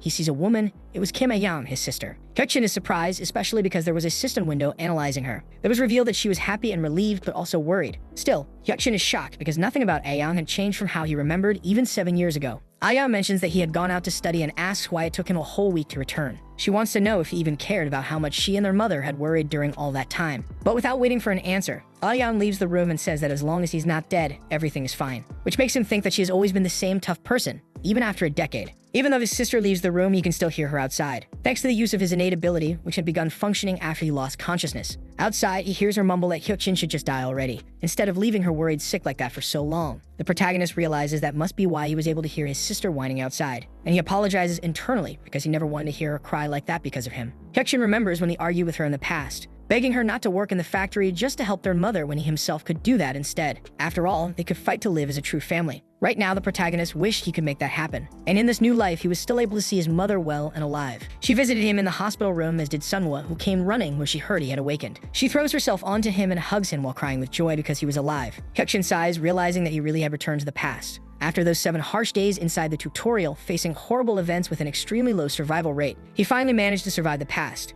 Now, after going through hell testing his skills and gaining abilities he never imagined. This time, when the portals started appearing again in this world, Hyukjin was ready to change things. And so a month had passed since the great disaster that occurred in Jarno. News reports kept talking about the event. Only 5,000 out of 150,000 people had survived. The recent event known as the tutorial ended only a month ago, but the shock of what happened had yet to fade. Many people still felt despair over losing their friends, families, and loved ones. The reporters always expressed their sympathy for the great losses. For this report, they'd brought a special guest who was responsible for helping many people reach safety, being recognized as the tutorial finisher So Yu-Yen. The reporter mentions that according to eyewitnesses, he had played a very active role during the tutorial in saving many lives, using his incredible strength to fight off the horrific monsters, including goblins and wolves from the neutral city with just one punch. He saved several people who would have died, and the reporter even mentions that he received that famous title after his feats, asking what he thought of it. Yu-Yen goes silent as he thinks of Hyukjin and Manhwa, and replies that he just got really lucky. After all, there were others who were the real heroes, which makes the reporter say that was a very humble thing to say. Even including himself, the public believed Yu-Yen was the true hero who completed the great tutorial. But Yu-Yen knew he wasn't being humble at all. After all, there were Hyukjin and Manhwa, and he couldn't deny that Hyukjin was in a whole other league as a player for having faced the floor boss alone. Yuyan himself would have died without Hyukjin's help, and he thinks that he hasn't been able to check yet, but surely the other player must still be alive. At the very least, he hopes so because he needed to repay the favor from that day. Meanwhile, the protagonist was with Manhwa in front of the opening of a new portal. He knew it would open at the entrance to Seoul Station on June 7th. People around them start running away in panic because they knew monsters would come out of it. They're desperate to survive, but Manhwa asks if they should go in. The system says that only players could use the portal and at least 7 were recommended to enter. Hyukjin agrees that they were obviously going to enter that dungeon. So both of them go in, prompting the system to announce that they had entered the Seoul Station dungeon. Opening channel 19,207, so the Guardians could watch as well. The protagonist remembers that in the future, once people knew how to clear dungeons, everything became much easier, especially when they faced the D-rank dungeon from the tower. And they could even start calling those small portals real tutorials. Hyukjin asks if Manhwa still remembered what he told her before they entered. When she agrees, he confirms that they would be advancing inside the dungeon. Sinya mentions that at least 7 players were recommended for that dungeon. She only showed up to warn him of that as the intermediate administrator. The administrator manual states that the Seoul Station dungeon required a small team of players to be cleared. Trying to conquer it alone with just 2 people on the team was extremely dangerous. Sinya asks Hyukjin to retreat and return only once he had recruited enough people. But he ignores her and simply walks out of the safe zone to move forward into the dungeon. Just like he told her in the past, he would show Sinya how to really play in that world. Meanwhile, Yuyan was in Uedo, the financial district, getting scolded for leaving the way he did, even though he had become super famous to the point of being called for interviews and appearing on TV. Yuyan apologizes for it, saying he was planning to follow a new path now. And the company owner says it wasn't like their company was shady or anything like most others in the financial district, then just tells him to leave, visibly frustrated for having lost Yuyan. As he walks out, Yuyan thinks that the world had really changed a lot since that day 1 month ago. Even though they were no longer in the tutorial zone, small monsters like slimes frequently appeared in the streets, and players who could quickly obtain items gained their own recognized value. They were now starting to get by in life by trading with the shops that were available. Focusing on and investing in players was the fastest way to help change the world. While he was thinking about these things, he suddenly hears a couple arguing that they should run away immediately, because they heard that a dungeon had opened at Seoul Station, the same kind they had seen before in Jongno. Suddenly, another intermediate administrator named Neptune appears to speak with Yuyan, mentioning that the new dungeon at Seoul Station had finally opened and that it was the first to appear after the tutorial. Neptune says that Yuyan should enter that dungeon as the well-known finisher of the tutorial. The minimum recommended number of players to enter was 7 and as a team, explaining that he should gather people first. But he quickly stops talking when Neptune realizes that 2 people had already entered the dungeon in that short amount of time. So he continues, saying that it's fine. For now, UVM could simply find more people to form his own team. The system provides an explanation about the creation and destruction of dungeons, saying that when dungeons are created, they self-destruct if not properly cleared. When a dungeon is destroyed, a breach opens and the monsters inside it can escape into the outside world, and only those who were players could enter and clear the dungeon before the time limit ran out. Back in the dungeon at the station, someone begins to talk about the dungeon that appeared. But Hyukjin interrupts and tells her to be very careful where she steps, because the dungeon that opened inside Seoul Station was a very dark cave. Also cold and damp, it could make them slip easily if they didn't take proper care. So he activates his perception eye skill, thinking that since they were still halfway through the dungeon, there was nothing especially dangerous in there that could cause major harm. But even if that wasn't the case in their current state, Hyukjin and Manhwa could face some difficulties. The protagonist is especially surprised when he looks at Manhwa's status window, because she had reached level 15 at an astonishing speed. Even though there hadn't been that many monsters around since the dungeon opened, Hyukjin is impressed, because she had clearly been working hard since then. Even though she was just a 14-year-old girl, she had reached level 14. Soon, Manhwa notices that there was a kind of divider in the path they were taking. They had finally arrived at the crucial section called the 7 Forked Paths, 7 different entrances leading to 7 entirely different places. You could also find 7 different items depending on the path taken. That was the main reason why the dungeon at Seoul Station came with a recommendation to enter with a team of 7 people. If each person were passed through the 7 magical matrices of the entrance, they would still need to be at least level 10. No matter which path they took, they would die if there were only 2 of them. At least that's what Hyukjin thought Sinya must be thinking now as she saw them standing before the multiple splits. The protagonist doesn't even hesitate to tell Manhwa that he'll go ahead and return shortly, asking her to wait there. Manhwa doesn't hesitate to agree with what Hyukjin says. He then walks through one of the paths, passing the first fork, causing the dungeon to recognize his presence and activate the Neeple path within the dungeon. Despite the awakening of this new dungeon, Hyukjin wasn't afraid at all of what lay ahead. He just kept going deeper into it, eager to explore what else existed inside the Seoul Station dungeon. If someone wanted to clear that dungeon, they would have to clear all available paths. Each of those paths granted a different reward at the end. The big issue was that it was necessary to collect all 7 rewards available at the end of each branch in order to clear the dungeon. But when a player walked into one of the paths within the dungeon, the difficulty would automatically scale to 7 players. If they entered the Neeple path, they would never complete the 7-person quest with just 2 people. That was the hardest way to clear the dungeon, as it had a famous completion method. Since it was one of the first dungeons to appear in the world, there were various methods and strategies for clearing it. Even hidden strategies eventually ended up being made public. There had always been records tracked for players who cleared dungeons with fewer than the intended number of players. The system tells Hyukjin that the Seoul Station dungeon has activated the second charm known as the Diogo path. It was only necessary to take full advantage of the difficulty setting inside it after opening each path. The total of 7 paths, originally locked and programmed for 7 players, would begin to shift. If the difficulty of the first one was set for 7 players, then the difficulty would drop considerably for each parallel opening. Another notification appears, mentioning that the Delincha path inside the Seoul Station dungeon had begun to activate. Until all the paths were opened, each one would have the difficulty of just 1 person. After opening all the passages, Hyukjin returns to where Sunwoo was waiting. The condition to clear the dungeon never said they had to clear all the paths at the same time. It was just one big rabbit hole that they could use to their advantage. With that in mind, Hyukjin says it's time to begin the job, so they decide to proceed through the first path, the Nepala passage. Meanwhile, several civilians outside the dungeon were confused by the massive chaos inside. The police blocked off the area, shouting for everyone to stay away, because a disaster was unfolding inside Seoul Station. They directed everyone to follow police orders and evacuate quickly. People were confused about what was going on, but decided to follow the recommendation. Yudian, who was there, knew that a dungeon portal had opened inside the station. Suddenly, the voice of someone clearly abnormal echoed among the crowd, saying this was a very irritating situation. He asked what those police officers thought they were doing by interfering with his livelihood and why they were blocking him. Everyone is shocked by the appearance of the man, who looked nothing like a normal human, especially because he was walking through the air. The police ask who the man is and demand that he identify himself. Yuyan remembers seeing that person before inside the tutorial zone and recognizes him as the intermediate administrator Chris. If the administrator was here, it must mean another player was nearby as well. The police state they will open fire if he doesn't comply and again order everyone not to approach any further. But despite the warnings, Chris approaches the officer visibly annoyed. He lifts him by the neck and asks what exactly he's trying to do now, prompting the other officers to yell for Chris to let the man go and once again threaten him with their weapons. Chris dares them to try, and even though they open fire, a barrier protects him from all the bullets. He returns the bullets at them in a quick motion, setting everyone who fired ablaze. The police scream for everyone to retreat and fall back immediately, which makes him complain that they were just noisy insects bothering him. But now that Chris had managed to clear the path leading into the Seoul dungeon, he mentions that it should be the perfect moment for players to enter. Chris comments that there were actually some pretty famous people there, specifically mentioning Yuvian. Next to Chris, another person approaches, saying it had been a long time since they last saw each other. In truth, he and Yuyan had only seen each other during the tutorial 1 month ago. Yuyan immediately recognizes the player Seo Juwon, who says he can't believe he's running into the great finisher of the tutorial right there as well. Juwon greets Yuyan, and he returns the greeting with hesitation, which makes Yuyan think that just as expected, Juwon had also survived. He had only seen him during the goblin attack, but couldn't possibly forget someone like him. Juwon had been covered in blood and kept stacking goblin corpses again and again. While other people were too busy running for their lives, he was enjoying the reckless slaughter. At first, his behavior scared him, but even Yuyan had to admit he was a very skilled person. Juwon asks if he was also trying to clear the Seoul Station dungeon, but it should have been an obvious question, since there was no way a player of Yuyan's level didn't understand how much that world had changed. Those things would keep appearing forever, constantly changing the world from what it once was.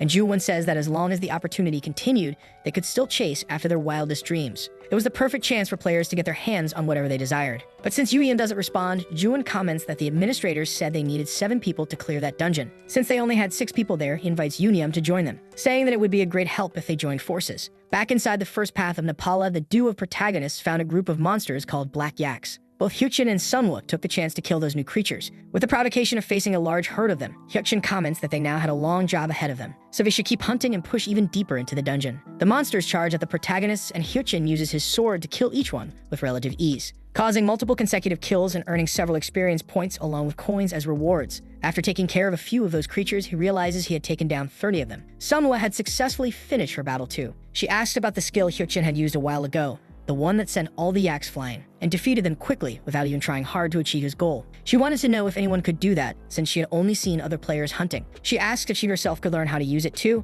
and Hyukjin replies that maybe she could, giving a discreet glance toward the administrator Senia, since she was probably curious about how things were going. The protagonist whispers to the administrator that with all the guardians watching, he couldn't say anything to Senia, and tells Sunwoo that if she keeps practicing, she might be able to do it someday. Meanwhile, the Guardian Nameless Observer remains silent. The Guardian Lady of Scales seemed pleased, and the Guardian Whispering Demon didn't agree with those actions. Sunwoo asks if just working hard to get stronger would help her learn it, and the protagonist agrees, explaining that practicing to avoid any regret was important. If she could give her best at her best moment, then she would be able to make it possible. At least that was how Hyukjin had done it in his previous life. Sunwoo didn't really understand what he meant, but since Hyukjin was saying it with such conviction, it must be true. She decides to believe in his words. That's when she notices something floating near them, which surprises them both because it looked like some kind of ring. Hyukjin recognizes it immediately, thinking that was the ring, an item he had been waiting to appear for a while inside the dungeon. With that, they had finally finished clearing the palace path. Now they could proceed to the next fork. Sunwoo asks if they could really just leave without killing all the monsters, and the protagonist agrees because those weren't monsters that gave much experience, so it wouldn't be worth the effort to kill them all. She thought they had to kill everything to complete the dungeon, just like they had done in the tutorial by killing the wolves in Xiangyexin, and Hyeksin remembered well what she was referring to. But they were going to leave now because it was the best thing to do. That's because they weren't the only ones inside that dungeon. Meanwhile, Junwon's group had entered the portal leading into that dungeon. Junwon himself mentions that this dungeon was very different from the Tower D dungeon. It looked more like a cave system. He still had his memories from inside the tutorial dungeon, from the time he had entered it for the first time, especially since this was the second one they would be venturing into. Junwon asks if it wasn't quite a nostalgic feeling, and Yunyan says he remembers the tutorial dungeon, but they weren't really good memories to recall. More than 10 people who were with Yunyan had lost their lives inside that place. He wasn't strong enough to kill the second floor boss monster, and due to that huge failure, everything had fallen apart with disastrous results. Junwon just smiles at that response and says they should keep moving deeper into the dungeon. The faster they complete and return, the safer it will also be for the ones who entered. They begin to go deeper into the dungeon, and then one of the players mentions the existence of several forks, which leaves them confused about whether they should enter each path in a specific order, especially since one of the paths ahead was glowing among the others. Junwon says they should try the closest one first, the path known as the first nipple path. Meanwhile, Hyeksin and Sunghwa were inside another path, and they obtained the second reward for having reached the end of it, thus acquiring the Dugo necklace. The protagonist thinks that this one appeared even faster than the Nepala ring. The two of them should now proceed to the third path, just as Sunghwa had theorized. Hyeksin realizes that Sunghwa must be starting to understand the purpose of each of the key items. After all, collecting them was far more important than killing the monsters. Then Sunghwa suddenly apologizes to him, which leaves him a little confused, but she explains she just realized she was a bit slow. After all, she had been observing how Hyeksin hunted, but she always ended up exhausted. And while she was busy breaking the horn of a single yak, he was always slicing down several monsters at once at an impressive speed. She knew he was strong enough to do all that alone and was starting to wonder if she was becoming a burden. But the protagonist denies it and asks if she has ever seen him do anything useless. The girl says no, and Hyeksin continues by saying that he wasn't being nice to her just because she was a child. And if she understood that, then they should just move on to the third path, to the Delancia path. Sunghwa is surprised because the monsters inside it were level 14 purple yaks. But more than that, they were far more aggressive than the black ones, and one of them charges at Sunghwa. It fires its horns at her head, and Hyeksin asks if she was hurt, but she says no because it didn't hurt. For some reason, something just struck her head quickly to the point where she couldn't even see what it was. Finally, Sunghwa realizes that it was the yak's horns. Hyeksin explains that the purple yaks could launch their horns to attack as a ranged attack. The protagonist assures her that it would be fine. Since she wasn't hurt after the attack, he would leave those monsters to Sunghwa, calling her an excellent tank, which leaves her a little confused by the new role she'd just been given. In the end, several of the yaks begin to launch their horns at Sunghwa, rapidly attacking her head while she struggled to endure the wave of assaults. And Hyeksin praises her, saying that in the end she really did seem capable of blocking much more than he originally thought. Sunghwa complains that he shouldn't be saying those things just because she wasn't getting hurt. After all, she was still scared by the overwhelming number of hits. The protagonist responds that yaks wouldn't cause any injuries to her anyway, so she could use her taunt now to go against them. Sunghwa does as he says and activates her taunt skill, which causes the yaks to attack even more than before, firing more and more horns at her. Suddenly, the attacks stop and Sunghwa looks at the monsters with confusion on her face. Then she realizes they had all collapsed on the ground, and the experience began to be collected and accumulated as the yaks fell. Hyeksin explains that purple yaks always collapse after using both their horns to attack their enemies, which makes Sunghwa understand why they had all suddenly been defeated. Finally, they find what they came for on the third path, which was nothing other than Delancia's bracelet. Hyeksin realizes that only 4 more of those items were missing to complete the dungeon, and Sunghwa asks if they were going to leave now that they had cleared the path and obtained the item again. Those monsters had given a good amount of experience, and Sunghwa was hoping they could hunt the rest. The protagonist insists because he had already explained to her earlier that it wasn't a good idea. That's because there were still other players inside the dungeon too. Instead of killing them all on their own, they should leave some for the others to benefit from as well. The more they left behind, the longer others would take to catch up to the path they were currently taking. And that would also prevent them from crossing paths inside the dungeons. Meanwhile, the players were gathering and struggling to kill even one of the yaks. All of them had to keep moving to avoid the attacks and finally take down a single monster. Even so, Yumyeon's punches were always a big help. With just one strike, he could bring down his enemies and everyone was impressed by his skill. However, most of them were well aware that it was only possible because he was the famous finisher of the tutorial. Junwon was watching everything very attentively. He mentions that despite it all, their efficiency still wasn't very good, and says the monsters were still tough, so it was a bit difficult to hunt them. They'd only managed to get the horns because they were the weak points of many of them. Several of their bodies were also missing, and even after ending the hunts, they didn't gain much experience from killing those monsters. Junwon comments that they were getting very mediocre to poor rewards for a dungeon, and asks Yuyan what he thought about that, to which he agrees, because after all that effort, it didn't seem to be worth it in the end. Junwon says it was really a bit strange since there was nothing waiting for them at the end of the path. Even after going through it, hunting those monsters, he decides it's better to just keep going instead of stopping, since it would be even more boring otherwise. They realized they should maybe try to reach a different path and proceed to the second path, Dugo's path. That side also had only black yaks, just like the first path. And Ju-won notices that, just like the first, there were some fallen monster bodies and broken horns left on the ground.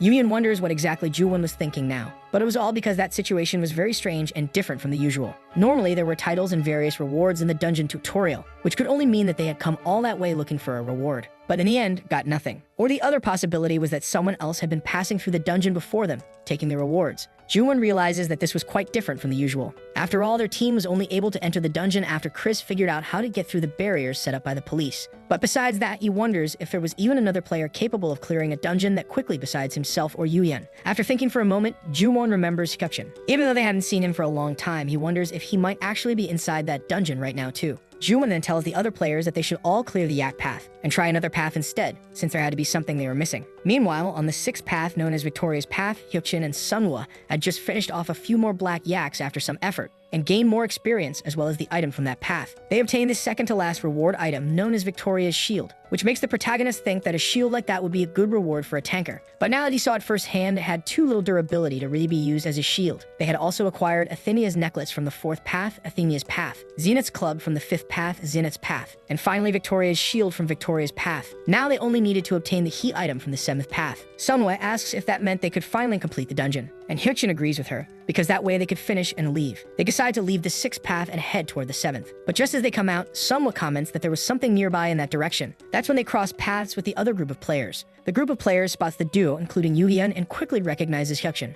The protagonist knew that eventually they would be able to find them, but still it happened much later than expected, which only proved they were beginners. Among them, Ju-won smiles upon seeing that the people there were exactly who he had theorized earlier, the ones he calls the rat duo. Hyukjin realizes that group of players entered the dungeon after them, but still wonders how Yu-yeon ended up associating with them. Yu-yeon mentions that he never expected they'd run into each other again in a place like that, thus revealing his player profile. He had just reached level 17 and had some skills, including a strange personality of being both generous and narrow-minded at the same time. Hyukjin focuses on Ju-won as he approaches to talk, commenting that it looked like they had some companions inside the dungeon. Ju-won says they passed by some of the monsters that Hyukjin and Sunhwa had hunted, and asks if it was really their work clearing that part of the dungeon, to which the protagonist agrees. Being 10 years in the past, Ju-won looked much younger, but was still the same as Hyukjin remembered from the future. That's because there was a player organization that sometimes acted under the name Nightmare. Also known as the Demon King's Army, they had great combat power capable of facing the 8 heroes, committing vicious atrocities that could not even be described with words. They were practically a group of lunatic players who enjoyed committing atrocities.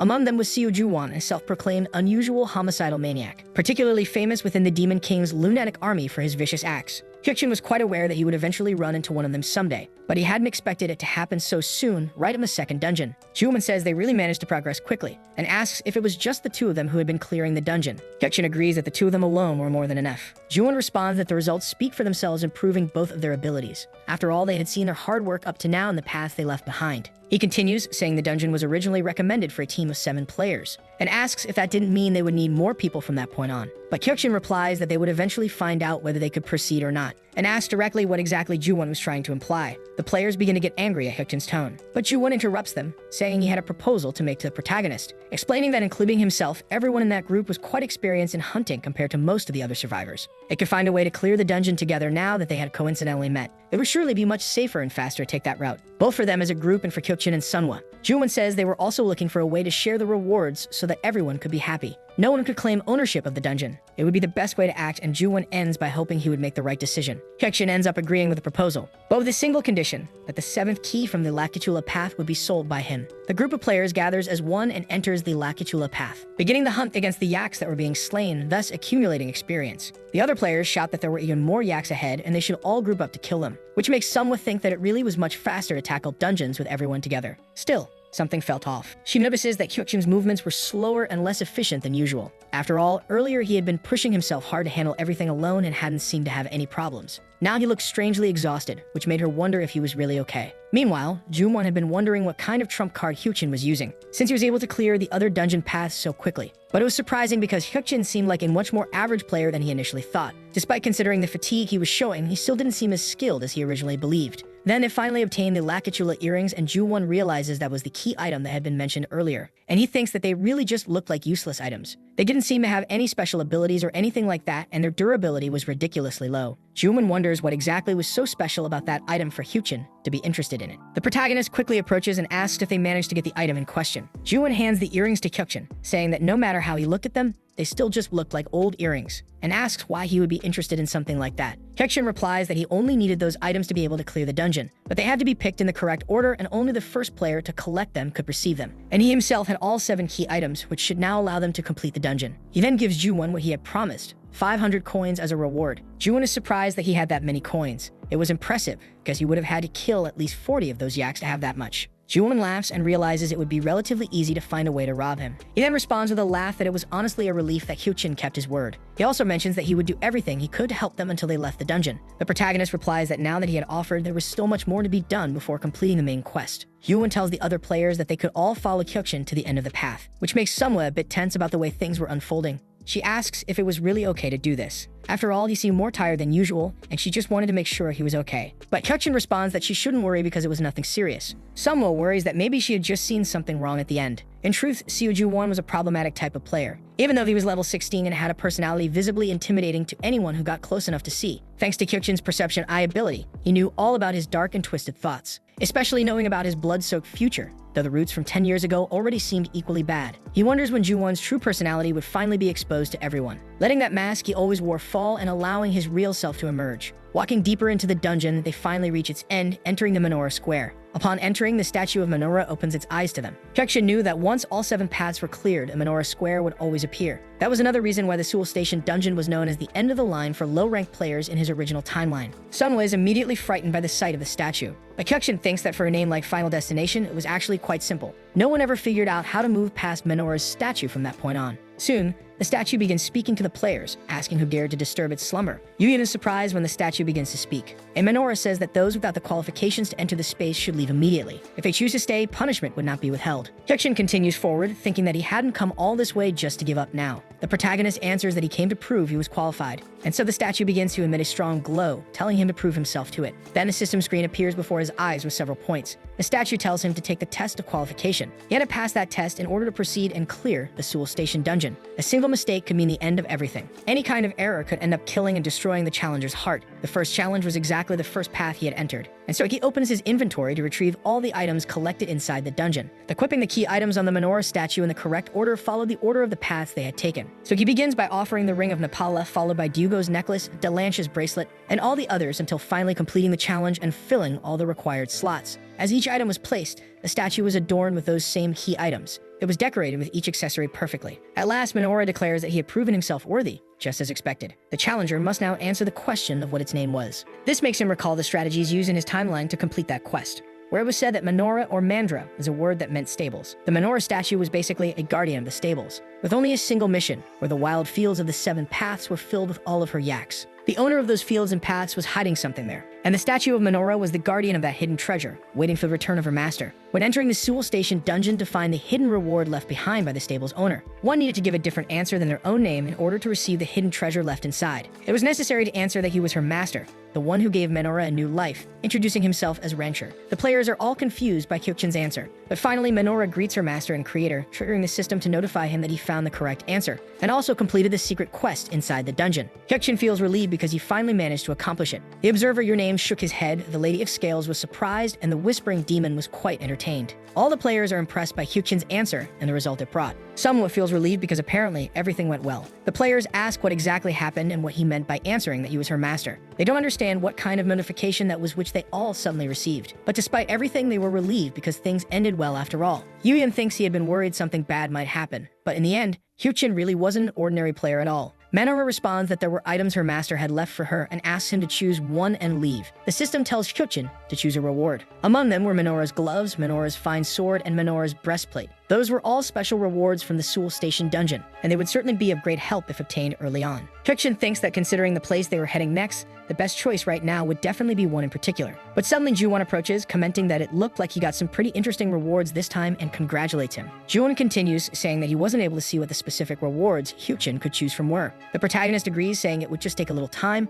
only a minute or so to sort everything out. Ju-won then says if that's the case, then it's fine, and once he's finished, they could leave the dungeon. Hyuchin uses his eye of perception and senses Ju-won's gaze still on both him and Sunhwa. He definitely had a disgusted look on his face now, targeting Sunhwa, who was the weaker among them and would certainly make a good hostage. Joo-won thought Hyukjin couldn't see him, but that was a huge mistake on his part. Hyukjin says he has chosen his reward and decides to take Minora's gloves. The statue proceeds to give him the item as selected. Minora's gloves were a special item with a unique tolerance to poisons, and they protected the wearer from various types of infections, giving him +2 defense and +3 poison resistance. Minora says she hopes it is a useful gift to help him continue on his journey, allowing the system to finally announce that they had completed the quest in Minora's square. The next quest stage was called the Forked Path, which makes Sunway especially curious since it looked like there were 2 paths to follow. The quest said that the Seoul Station dungeon still had one last path. They had to figure out how to complete that dungeon. If they failed, it would collapse immediately, and at least one player had to enter each of the passages. Hyukjin agrees that there were still final paths they had to go through, which also meant that the Seoul Station dungeon was nearly at its end. Sunway asks if they'd be going home after that. He replies that it wasn't over yet, so she shouldn't lower her guard and should stay close to him for now. Sunway promises she'll stay by his side, but Joo-won interrupts them to say that he's disappointed because they were supposed to be cooperating with each other. He felt like they were just following Hyukjin's orders. Not everyone agreed with that kind of path to follow. In the end, it felt a bit excessive, and Joo-won says they should split into 2 groups to proceed through the paths. He suggests they should do that properly now. Hyukjin responds that if that's how Joo-won sees it, then he and Sunwoo could clear one side alone, as Joo-won should have already seen the 2 of them were more than enough to handle one side. Joo-won scoffs that he had overwhelming confidence and asks how he could guarantee that just the 2 of them were enough. It was good to be confident in your skills when entering new places, but even so, Joo-won didn't believe that would last until the end of the dungeon. Hyukjin agrees that he might have a point, noticing that Yoon was visibly bothered by the situation and the words he heard, clearly sounding like a personal attack about what happened in the tutorial. Hyukjin asks if Joo-won thought they should split into groups to explore, and he agrees, explaining that they should plan the division according to the best kind of balance. A team of 3 on one side and a team of 4 on the other could be a good setup. The team could be determined by placing the tutorial finisher, Yoon, who would provide good balance to the team of 3.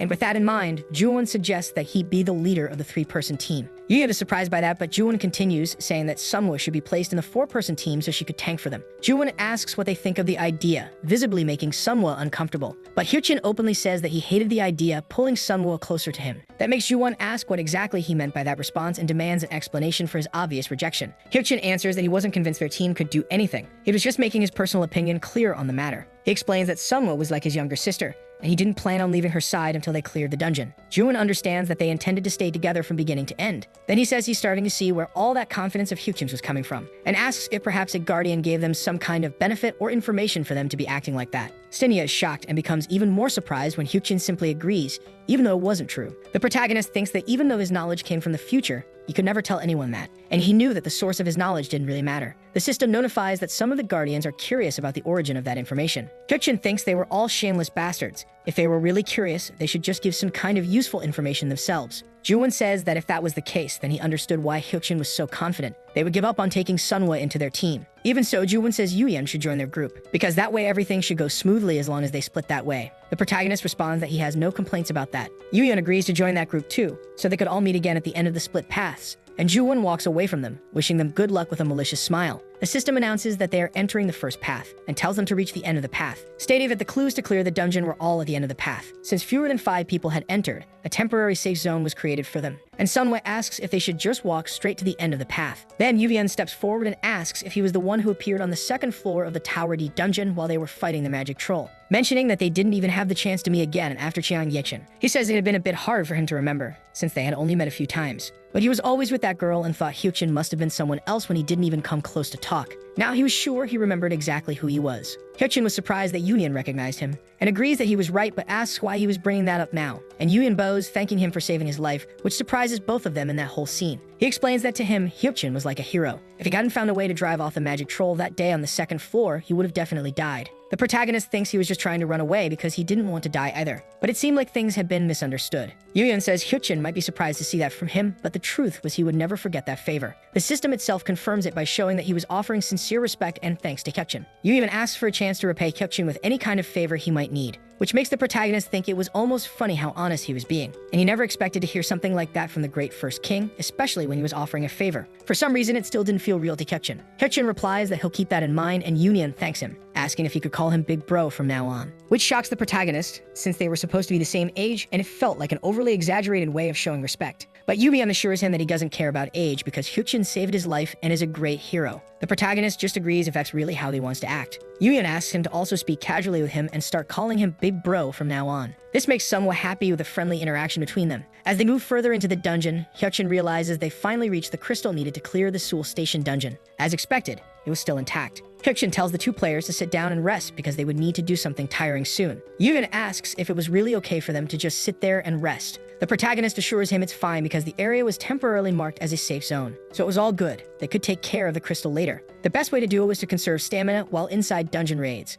Yubian notices that Hyukjin is still speaking formally and even frowns, demanding that he speak informally. The protagonist agrees, wondering how Yubian always managed to get so intense out of nowhere. Sunhwa asks if she was like his younger sister, then what exactly should she call Yubian? He replies that she can call him however she wants, and she decides to just keep calling him the same as always. Hyukjin thinks that the way Sunhwa addresses them, calling them Appa, is how people in Korea usually refer to an older brother. She decides to do the same for Hyukjin. Sunhwa replies that she'll be calling him Mr. Yubian, which leaves him totally shaken because it felt like she was speaking to someone way older. Hyukjin sighs, thinking kids in that era really were funny. Yu even asks if the crystal would really wear them out that much and if it was that difficult to deal with. And Hyukjin explains that clearing the crystal is directly connected to clearing the dungeon, since taking that final step in the dungeon raid could trigger some sort of trap prepared for them. In fact, there was another problem they needed to solve first. The scene then shifts to Ju-won's group on the other side of the dungeon. They end up discovering an entrance and some kind of button. The system warns that now that there are more than 5 participants, the temporary safe zone would be removed, and the players are surprised by this. Hyukjin tells them to get up because they're going to have to fight some guys now. At the same time, Ju-won's group also approaches. They ask if they hadn't finished clearing that path yet. He mocks them, saying that even though Hyukjin had been acting confident, it seemed like they were pretty slow. It was a bit disappointing. The protagonist says there's no reason to be disappointed because they were just waiting for Ju-won's arrival. Hyukjin says he knew they'd been planning something like this from the start. Ju-won scoffs that he's acting again like the guy who always knows everything. He was trash from beginning to end, striking with his sword at Hyukjin. Ju-won says he should have at least tried to be a bit more humble, especially if he knew he'd end up dying in his hands in the end. Hyukjin asks in return if he'd even be able to kill him, throwing the insult back. And so Hyukjin and Ju-won begin exchanging sword blows rapidly. Ju-won asks what's wrong and where all that confidence he had before went during the battle. After all, the protagonist was only dodging and trying to defend instead of striking back. Ju-won mocks that it's a shame for Hyukjin, and asks if those were really all the skills he had accumulated to show. This makes Yuhyun and Sunhwa worried because he ended up hurting his hand in the process. Ju-won asks if he really had time to be paying attention to anything other than the fight. Soon, the other players try to go after Yuhyun and Sunhwa, but the one who attacks complains that he missed his hit and starts mocking Yuhyun. He asks if Yuhyun really thought he deserved all that reputation, and the others comment among themselves that all of them had also been getting used to fighting since then. But dealing with someone pathetic and cowardly like Yuhyun would take less than 5 minutes when they had the numbers. They didn't even need to try hard. They were confident because they hadn't done anything like that for a whole month, and they wonder how much fun they could have facing Yuhyun now. They laugh at Yuhyun, saying that if he lets his guard down, they'll definitely find a way to kill Sunhwa. If he wanted to survive, he just needed to hand the girl over to them. After all, he might be good with his fists, but he shouldn't be able to handle 2 players at the same time. Meanwhile, Ju-won says it would be pretty boring if Hyukjin just kept defending, and asks if there wasn't anything else he could do to make things more interesting. After all, he seemed to be about the same level when it came to fighting monsters, but for some reason he seemed like a complete newbie when it came to fighting other players. The Whispering Demon was enjoying the scenes of insults that Hyukjin was receiving, but Ju-won keeps saying that, unfortunately for Hyukjin, he was especially used to fighting useless players. The protagonist simply stands up and replies that from what he could see, it didn't look like Ju-won was capable of using shadow ambush, so he still wasn't as good as he claimed to be. That makes Ju-won angry, telling him to keep that arrogant attitude so he wouldn't feel too bad when he kills him. Even so, Hyukjin says that would be the last time he would ask, but insists on knowing if he really would kill them if he didn't hand over Sunhwa. And Ju-won replies that he would only let him live if he gave her up first. But now he had decided to kill him and take Sunhwa either way, regardless of his decision. So Hyukjin charges at Ju-won and presses something against his chest that makes him cough up blood. And he comments that he should remember what he's about to say, because everything that was about to happen would just be the result of his own actions.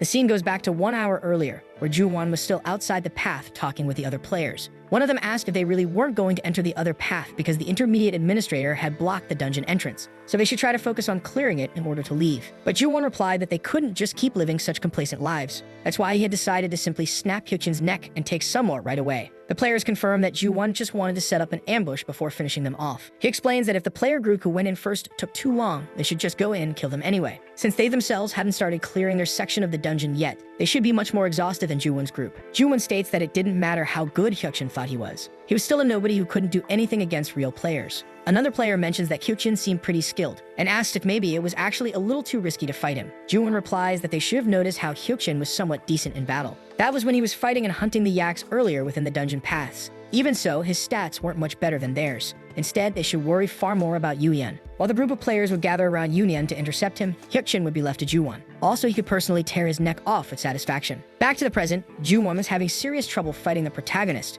who suddenly demonstrated far more skill than before, making Juwon wonder what had happened for his fighting style to change so drastically in such a short time. To Juwon, it was as if his abilities and stats had suddenly improved tremendously. Meanwhile, the other players were also struggling to deal with Yuyan. The players started asking Juwon for help and told him to hurry up and finish his fight. Even though they were trying to attack Yuyan, Sunway intervened using her skill called Platinum Shield to defend him from the attack. That greatly surprised the other players. That girl had enough skill to block such a heavy blow that should have been devastating. While they were still stunned by that ability, Sunwoo created an opening for Yuyan to strike them. He throws a punch to a player's chest, using his power punch skill to attack, sending the player flying and nearly smashing through the dungeon wall with the hit. Another player screams in shock after seeing his teammate get hit that hard, and they decide to try helping Juwon so he could help them fight Yuyan, who was clearly the most dangerous among the enemies inside. One of the players shoots an arrow trying to hit Hyukjin, but the protagonist was able to sense the path of the attack coming his way and dodged it. The archer is shocked to see that, and everyone wonders how Hyukjin was able to block and dodge a strike that came from his blind spot. All of this while he was still busy fighting Juwon. The protagonist was well aware that the attacks from the players who were part of his team were fairly mediocre. His most dangerous one was the guy who always came with surprise attacks,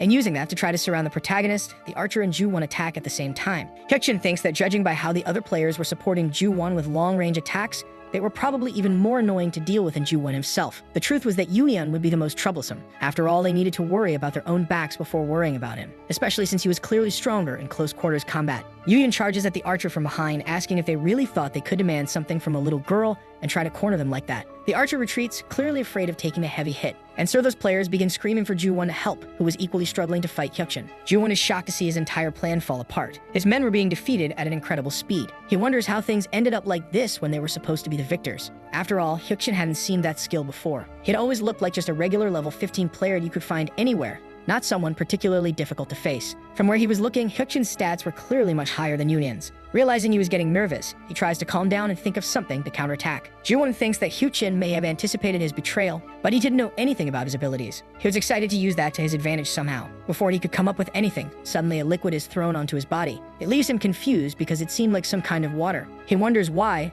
and why the temperature was like that. He didn't know that it was what Hyukjin had been carrying in his thermos bottle all along, and he only gets even more irritated at Hyukjin. The protagonist tells him to take a look around. At that moment, several creatures begin crawling out from the walls. They were none other than giant bees flying directly toward Juwon. The players are all confused by what's happening, until they realize they're honeybees, quickly getting pierced by each one with grotesque wounds. Juwon desperately defends himself from them using his sword. Hyukjin knew that bees were sensitive to sweet smells, and the honey water he brought would be more than enough to draw them all toward Juwon. He had always known that the honeybee attack was an event that could be triggered during the quest of the dungeon's 2 final paths. In contrast to their cute names, the bees were anything but easy to deal with. Their individual levels were actually quite low, but they typically appeared in such massive numbers that treating them carelessly was a mistake. The players were in a panic trying to fight them off, and Hyukjin knew that would happen. If the players didn't have a fire mage in their group, it was best to avoid them altogether instead of causing chaos trying to kill them. So the protagonist shouts for his team to duck to avoid the bees' attacks, because he knew they would lose their targeting ability past a certain height. The agony of being stung by one of those bees was unimaginably painful. Juwon and his players were suffering under the swarm, crying out for help. When it was all over, Hyukjin and his companions stood back up.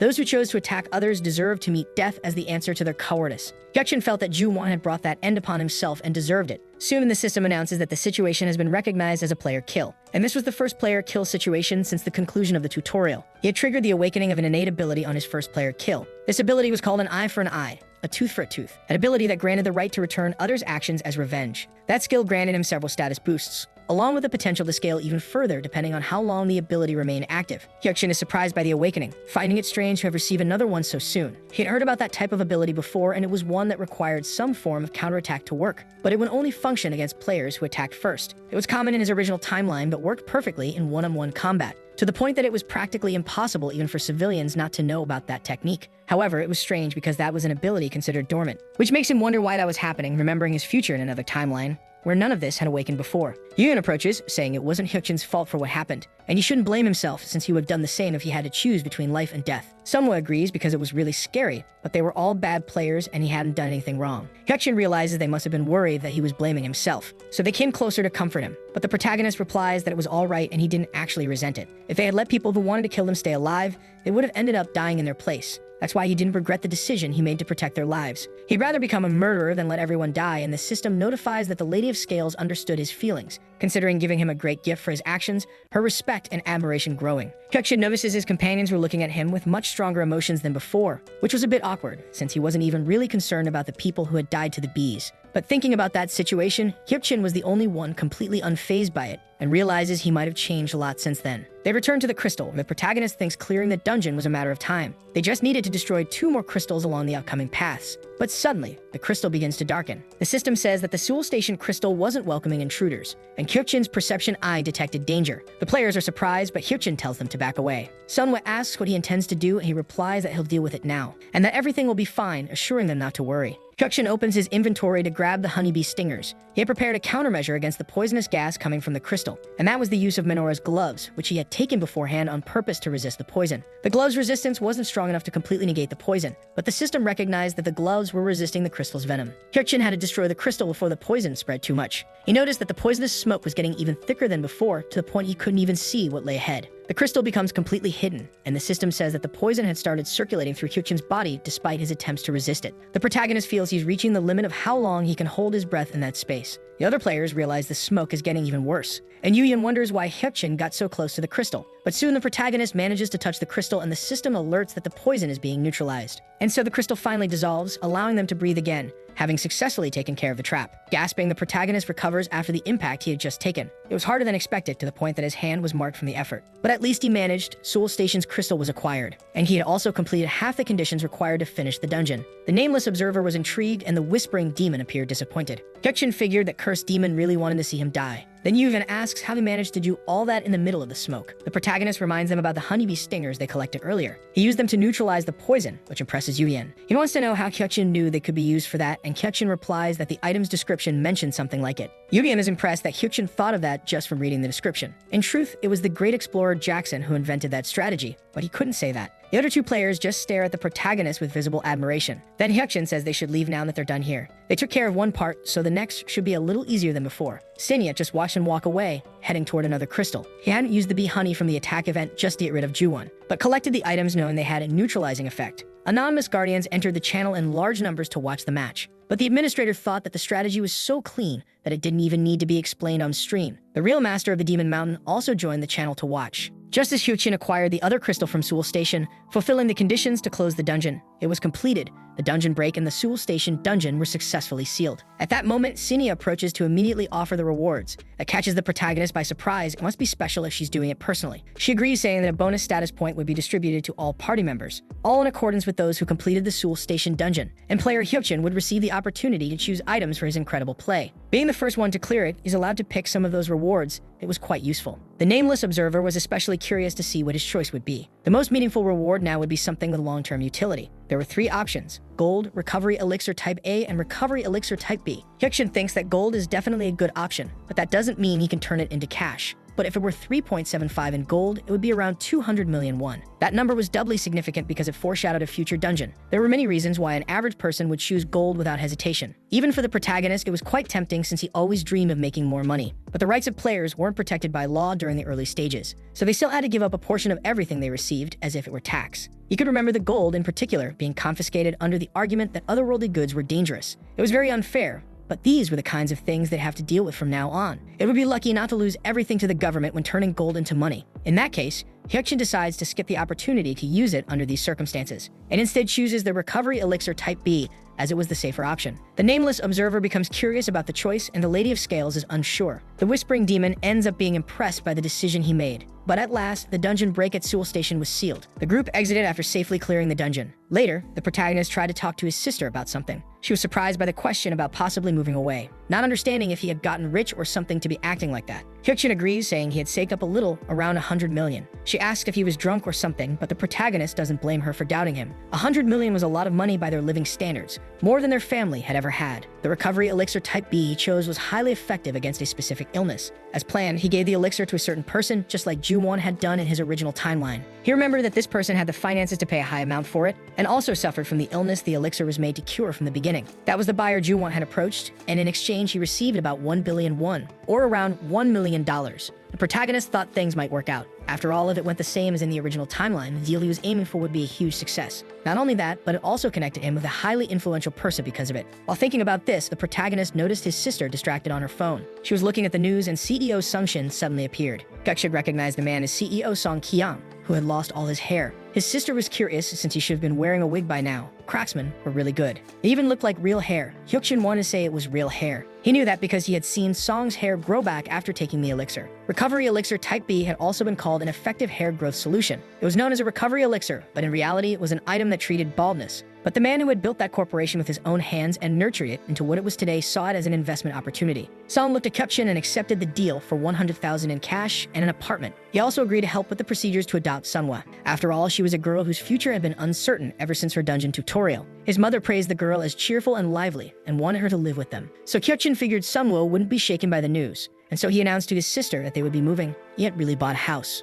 It was time for their family to live somewhere better and work less. His sister just sighed, not paying attention to his words. Hyukshin smiled. The whole family would be going home early that day. When he got back, they could go out to eat with their mom, but he was interrupted. That was because a portal suddenly appeared in the middle of the street among all the people around. It hadn't been long since the Seoul Station dungeon opened, and suddenly this happened. Out of nowhere, the person who appeared outside was a girl he recognized, Shin Yanseo. At that moment, the bus came to a sudden stop, alerting that something urgent was happening. The protagonist got ready to get off and told his sister, which confused her since it was far to walk. There was only one portal and appeared in the Hongjudong area at that moment. Publicly known as the first dungeon the Empress of the Sword had cleared. Besides that, not much was known about what happened there. It didn't become a historic achievement because of its nature as a light portal, or because it was a special dungeon. Instead, it was because the Empress of the Sword, Shin Yanseo, had emerged. She became famous because she was the first player where the strongest PvP fighter ever appeared. Hyukshin approaches and asks Shin if she intended to enter the dungeon. The girl was surprised and turned around, asking if he could actually see the portal. He says yes because he was also a player, meaning they were on equal footing. He couldn't see a trace of the Empress of the Sword he had known in 2028. The cute and lively air around Shin was completely different from the two-faced killer she would become. Shin smiled when she heard he was a player and asked if he knew about those things.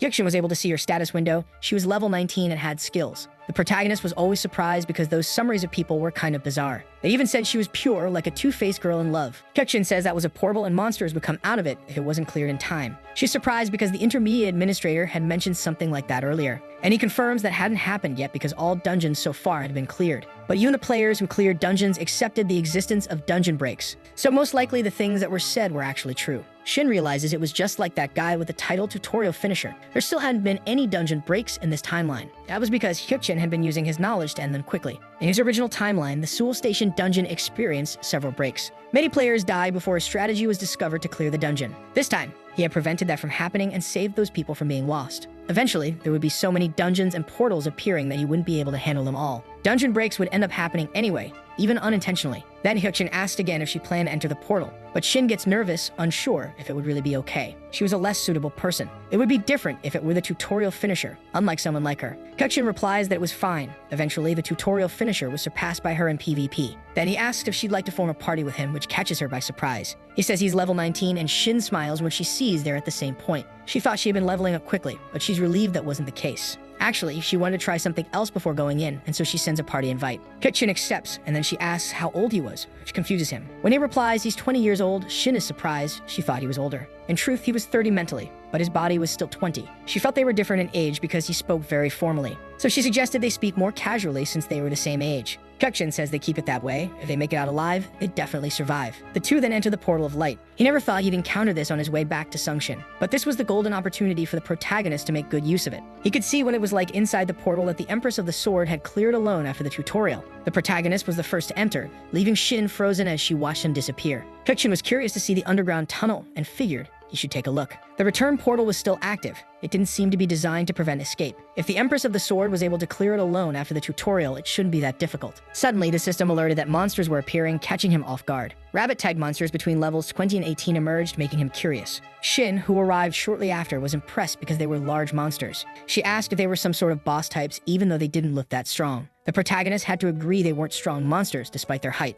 Unlike players, he could tell how strong the monster was just from its appearance. They were rabbits, so they didn't seem threatening or powerful like other monsters. Their main trait was that they fled quickly when they judged a target as a threat. That's exactly what happened. Hyukshin knew they ran because they feared them. If possible, they had to kill each one in a single blow, and he asked if she could do it. Shin smiled in agreement. She had the perfect skill to make that work. It was expected. She had the title of one-hit finisher, always being the Sword Empress even if it was still a bit early. She charged at the monsters with her sword and defeated them without any problem. That was the innate ability of the Sword Empress, the one-hit finisher. It was impressive on its own, but he didn't expect her to be this skilled this early. Her behavior also changed the moment she started fighting. She looked like an ordinary college student just a short while ago. Now she perfectly matched the battle-obsessed woman he remembered. Setting that aside, he never would have guessed this portal was filled with rabbit monsters. They were practically invincible against people with poor attack speed, but their attack and defense power was weak, even though they were particularly well known. Still, among other players, there was another reason for their interest. With a bit of luck, he was able to get that thing there, though nothing dropped this time. Shin asked if he'd been here before, and he denied it.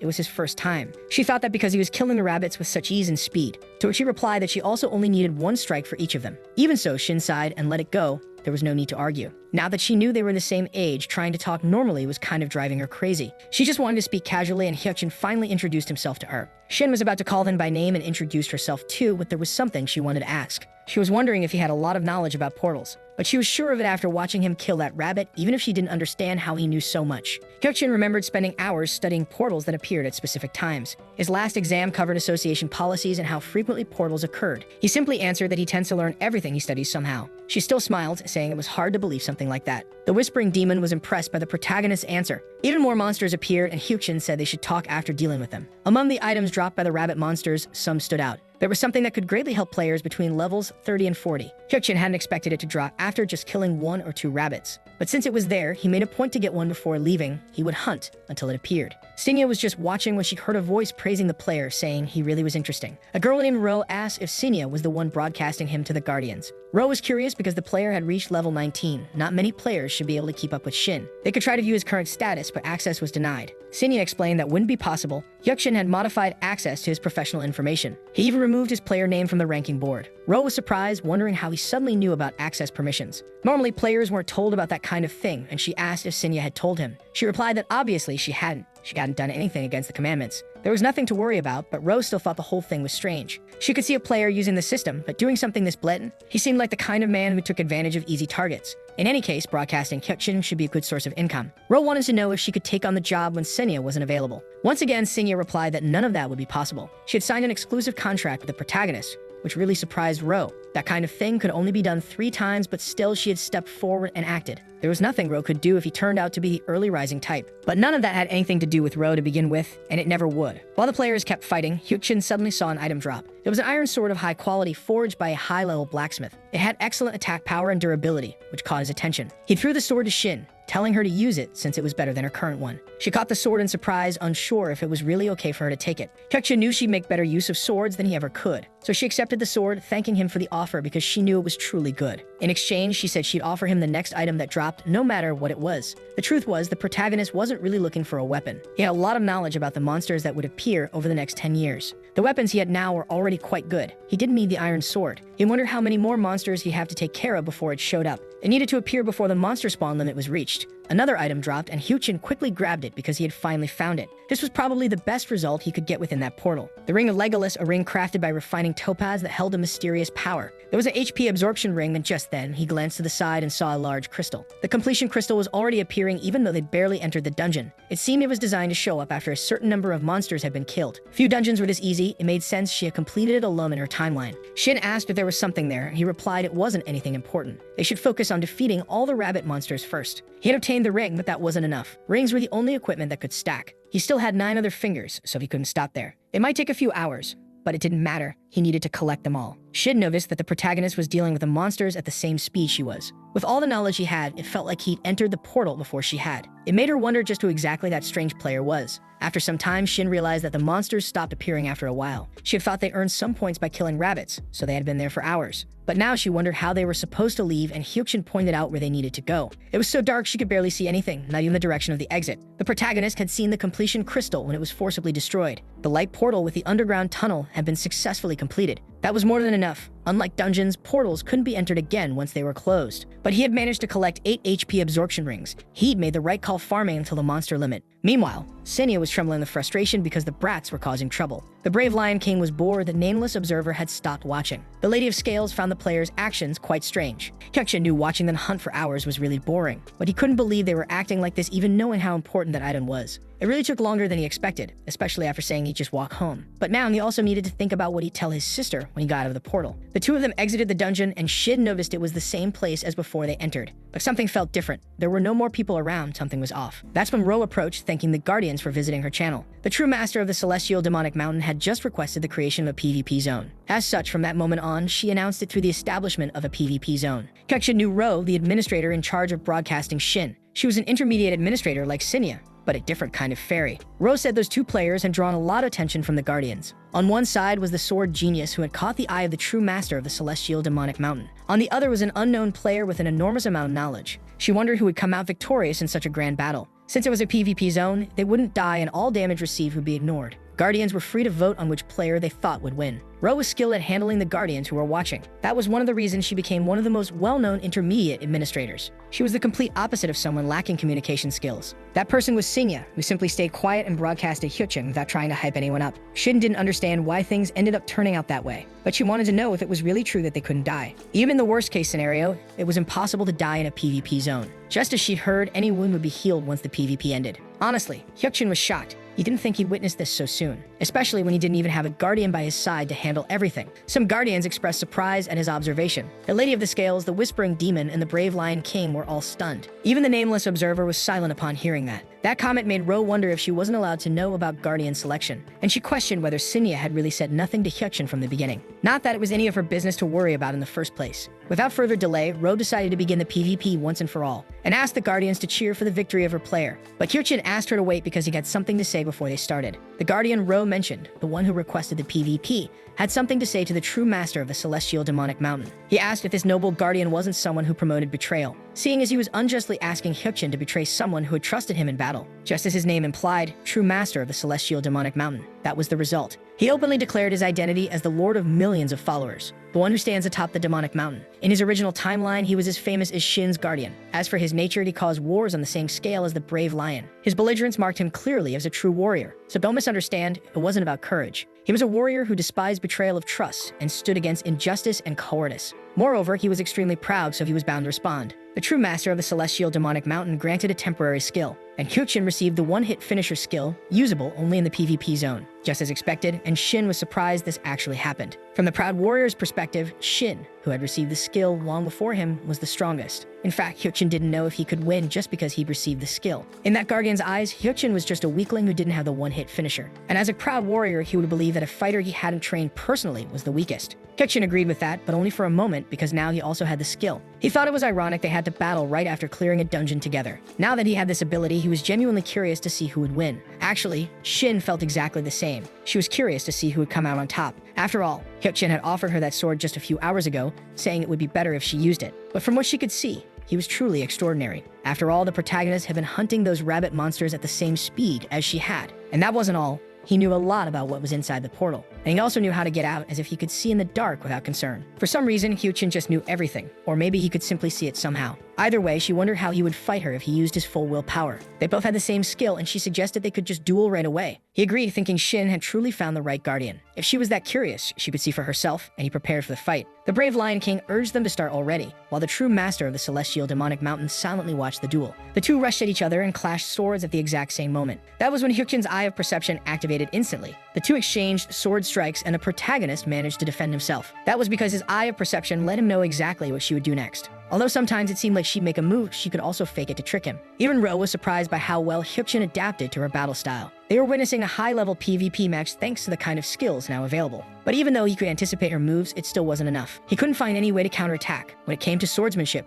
he had few techniques. In that case, there was only one thing to do, and they continued trading blows. After all, Hyuchin knew that she still hadn't learned to handle a sword carefully. Shin asked if he simply had good perception, but said she'd take it seriously either way. That surprised him since until now she hadn't been doing that. Shin said she had been holding back a little, so even if they wouldn't die, getting hit would still hurt, and she knew that very well. Hyuchin was impressed as it seemed Shin had understood the limits of her own skill. To her, it must have felt like their abilities were at similar levels. What mattered now wasn't that, but her timing with the one-hit finisher. So even if he suffered some cuts, the protagonist wasn't going to stop. When Shin least expected it, her sword attack struck a tree instead of her opponent. She wondered if Hyuchin was also holding back his speed. Using the temporary one-hit finisher skill, the protagonist moved again. He attacked her from behind just in time, merely pressing his sword against her neck. With that, he would have been declared the winner since he landed the pressure. And she admitted defeat, granting Hyuchin the win for the first PvP zone. That caught the protagonist by surprise. PvP zones usually appeared much later than this. the title of first opponent began to generate, awarded to the winner of the first PvP battle. The opponent gains a considerable advantage in elevated terrain over other players. It granted him Light Step, a skill that lets you leap forward before your opponent can react. A formidable light-based technique that didn't require any mana to use. There had been many speculations about how the Empress of the Sword obtained Light Step, but the truth was that she had won a PvP battle in Hyukjin's original timeline. Shin asked what exactly he had been thinking about so much. He had won, so he should be happy with his reward. Either way, she was so shocked she called her mother for the first time since elementary school. If Han saw her now, she'd probably be just as surprised. In a way, it felt like stealing the Empress of the Sword's skill. But it wasn't intentional, and Hyukjin had won, so he didn't have anything to worry about. Besides, it seemed like they were shocked that he had actually won, and the Guardians talked about it. It was as if all 4 Guardians were watching with vivid interest. They were probably trying to make a good impression because they knew about the selection. The brave Lion King kept mocking his dirty tricks, as expected. That guy still firmly hated Hyukjin, despite everything. But for some reason, he kept watching his channel even while hating him that much. The PvP zone was deactivated, finally ending after a long moment. The wound he got during the battle was healed, just as they had been promised. At that, Shin reminded him they weren't going to go their separate ways just because of this. She wanted his member so she could give him hers too, which left him confused. In truth, Shin thought they might team up again later. Not to drink or anything like that, but to work together in the game. And after everything, she had ended up liking the kind of person Hyukjin was.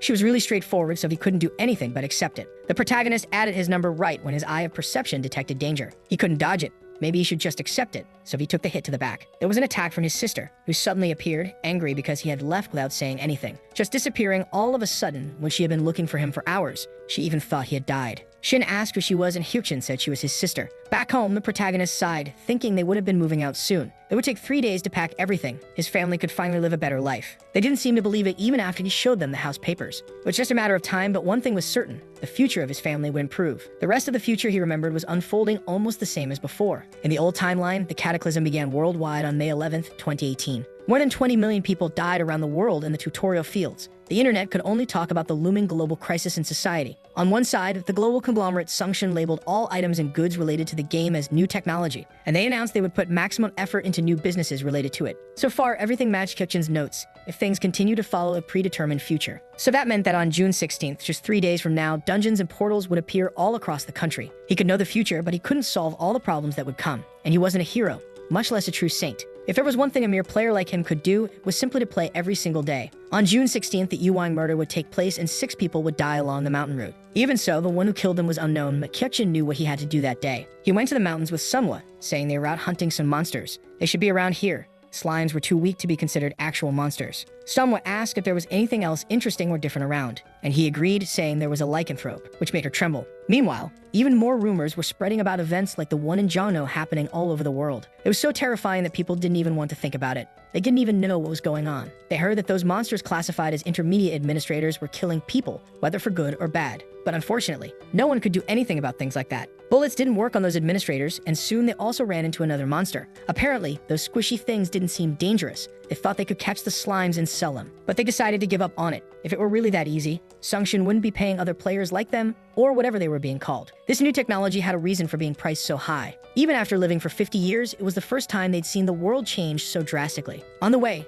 someone saw something that had just passed right over them. But the others didn't see anything, which scared the women. It could be a monster. It was Hyukjin who appeared, encountering the 3 50-year-old women. They were halfway up the mountain. They had to be the victims of the incident. That's when one of the women froze as she reached for her phone, frightened by Hyukjin. He asked them to stay still, because it would be dangerous if they started screaming. Any noise could provoke it, so they had to calm down a bit. But 2 of them screamed anyway, calling for the police. They wanted to run away right now. That's when the level 24 lycanthrope appeared in response to the screams. The 2 women who screamed ran off without even knowing what it was. As the 2 ran, the one left behind fell to the ground in fear. But Hyukjin stepped in front of her to protect her. He had followed the bloodlust ever since entering the mountain. As expected, he managed to find that monster after some persistence. This would be the first time he fought it without using tricks. But the bloodlust was coming from more than one source. It seemed like something even more sophisticated than the lycanthrope was lurking around. While worrying about finding it, he turned just in time to face an attack from behind. The protagonist dodged the strike, ready to kill it immediately. The first opponent title was taking effect, and he used his Light Steps ability. Hyukjin approached the enemy while the system asked if he wanted to change the first opponent title to Excellent Player. Using the Excellent Player title, he increased his damage and speed. Then, using the Excellent Strike skill, Hyukjin attacked the other monster.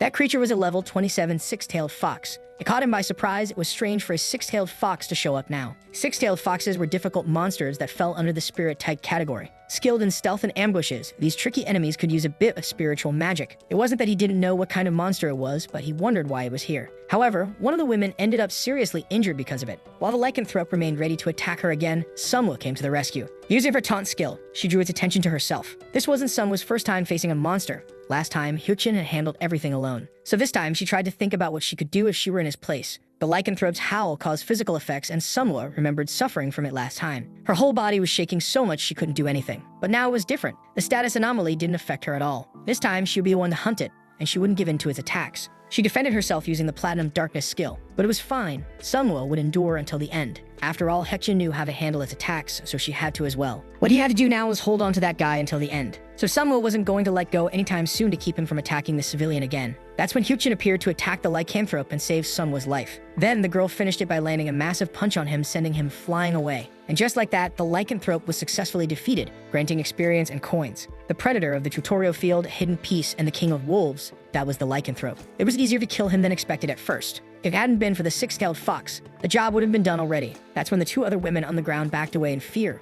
calling it a monster. It looked like there had been a casualty because of the unexpected appearance of a six-tailed fox. Unfortunately, one of the women ended up in an irreversible state. Hyuchin intended to let her rest in peace and remembered the murder case on Mount Inwang. What the government had announced in the past was that they'd successfully taken care of the lycanthrope, but they had failed to find the real predator, the six-tailed fox. And so they failed to take its life during the entire mountain incident. A spirit-type monster was hard to kill with the current level of technology, so they announced the success to the public prematurely. The six-tailed fox was a cunning and sleight type skilled at fleeing, but it was injured, so it shouldn't have escaped far. Meanwhile, the women were still looking at the fox and screaming for help. Hyuchin decided to approach since he knew it wasn't too far away. It needed to eat human flesh to regenerate the wound it had received, especially the entrails of its targets, which were its main focus. Before the fox could attack the human, Hyuchin stepped in front to save her. That must be why it attacked the fleeing woman instead of focusing on the players. It was obvious from the wounds on its stomach that it was trying to get to the organs, but it didn't have enough time to do something like that. Or at least that was probably what it wanted them to think. What stood in front of them now was a doppelganger it had created. If it had been the real body, it would have eaten quickly. At this point, the protagonist wanted to know where the real body was. When he used his detection ability, he saw the body at the top of a tree at the 11 o'clock position.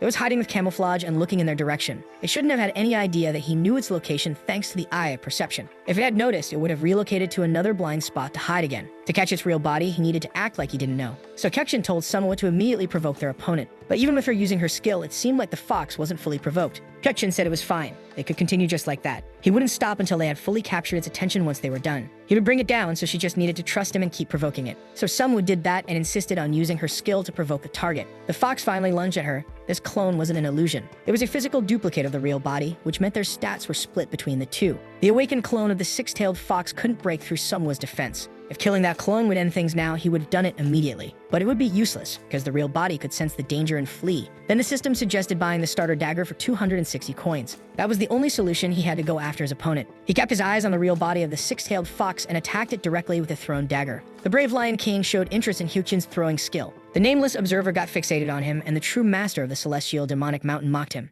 At that moment, Sunwoo froze in surprise when the six-tailed fox disappeared. That was because he had thrown the dagger and hit the real body dead on. She turned around, unsure if he had done something to deal with the fox. In truth, she thought she heard the sound of an arrow being fired just before. Hyuchin approached the real body of the fox and finished it off with his own sword, gaining even more experience and coins from the successful hunt. The brave Lion King was very pleased with his dagger-throwing skill. The true master of the celestial demonic mountain was stunned. At last, he acquired the item known as the foxtail. He thought he might have a chance, considering it was a six-tailed fox. But that item really did appear. He should make good use of it in the dungeon that would soon show up. He received congratulations because his level had increased, reaching level 26. When Hyuchin turned around, he heard the sound of what seemed like a helicopter approaching. Someone had probably called the police. Getting involved without a good reason would bring too many variables. It was better to leave right away, but before that, Sinya approached. She asked what his level was. Hyuchin felt she'd gotten used to showing up like this out of nowhere, so he simply told her to scan him, and she saw that he was level 26. Even so, he noticed Sinya's wings were trembling. It meant she was agitated. Suddenly, a pause occurred thanks to Sinya's powers taking effect.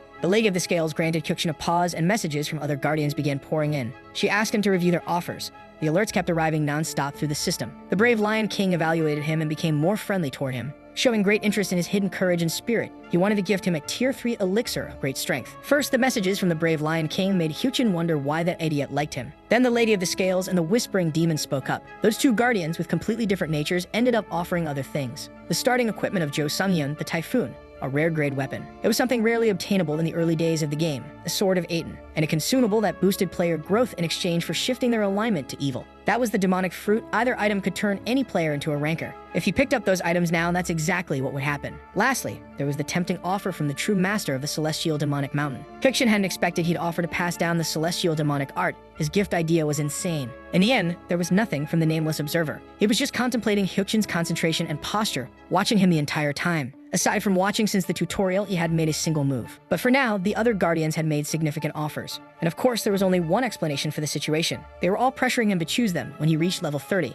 They wanted to show they could give gifts like these and had the authority to pause time. That was why Senya had been trembling like that earlier. She had probably wanted to tell him that it was time for the first advancement upon reaching level 25. Despite everything, she knew very well that the guardians would make their moves. Once they realized the player they had their eyes on was about to hit level 30, this was the result. Stania was probably getting flooded with complaints right now. They wanted to know why she hadn't announced it earlier and so many other things. They wouldn't even let her off the hook if she used the commandments prohibiting interference with a player's game as an excuse. Even if Senya had something to say, the poor girl wouldn't be able to form a sentence. So Hyukjin walked up since he had a general idea of what was going on. She was in a tight spot because of the announcement she made earlier. But Senya responded that she had no idea what he was talking about. Hyukjin shot back that she knew exactly what he meant. She hadn't seen the offers he received. She hadn't done her job properly, especially if she managed to piss off all the guardians at once. Senya was getting irritated, demanding to know who exactly he was and what he wanted. He replied that it would be 3,000 coins. Senya argued that it could be 2,000. Hyukjin questioned whether she was really in any position to negotiate with him like that. He'd heard guardians were temperamental. If she could handle it on her own, then go ahead. She then suggested 2,700 coins instead, and Hyukjin replied that she should know they were in the same boat, so he asked for 3,000. If she was rejecting it because of a problem with the price he chose, that was fine. He'd be happy to name the price that would make them complete strangers again,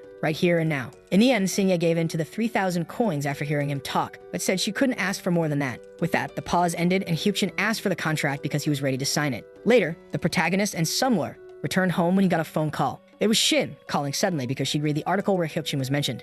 She wanted to know if it was really him who had killed the monster on Mount Enwang, and she thanked him. After all, otherwise her mother would have died that day. It was all thanks to him, and she'd never forget anything he did. She even offered to do anything he wanted. She would take care of him however he wished. Hyukjin couldn't understand where she got those ideas from all of a sudden, but he had planned to call Shin anyway because he wanted to ask her something. He had to go somewhere for a few days and wanted to ask if she wanted to come with him. Shin grew curious about what kind of trip it was, and he simply said it was far away. Hyukjin told Shin, Sunwoo, and Union that he wanted them to accompany him on a trip to Japan the very next day. Actually, not a trip, but a raid that was going to take place. He was asking them to join him to clear a portal in Osaka. Shin asked if he meant the same kind of portal as before, the one where they hunted for about 5 hours. Hyukjin agreed, but there was no way to tell if it would be the same. They needed to enter the portal to find out what would happen inside. What they knew now was that all portals had a chance of breaking. Some countries had prepared for the tutorial, and the portals had learned of Korea's disaster. But no matter how well one prepared, the sudden appearance of dungeons or portals could cause the deaths of hundreds of thousands of people. The portal Hyukjin wanted to see would open soon, and he wasn't even sure he could finish it. Once it broke, monsters would come out of the portal and attack people.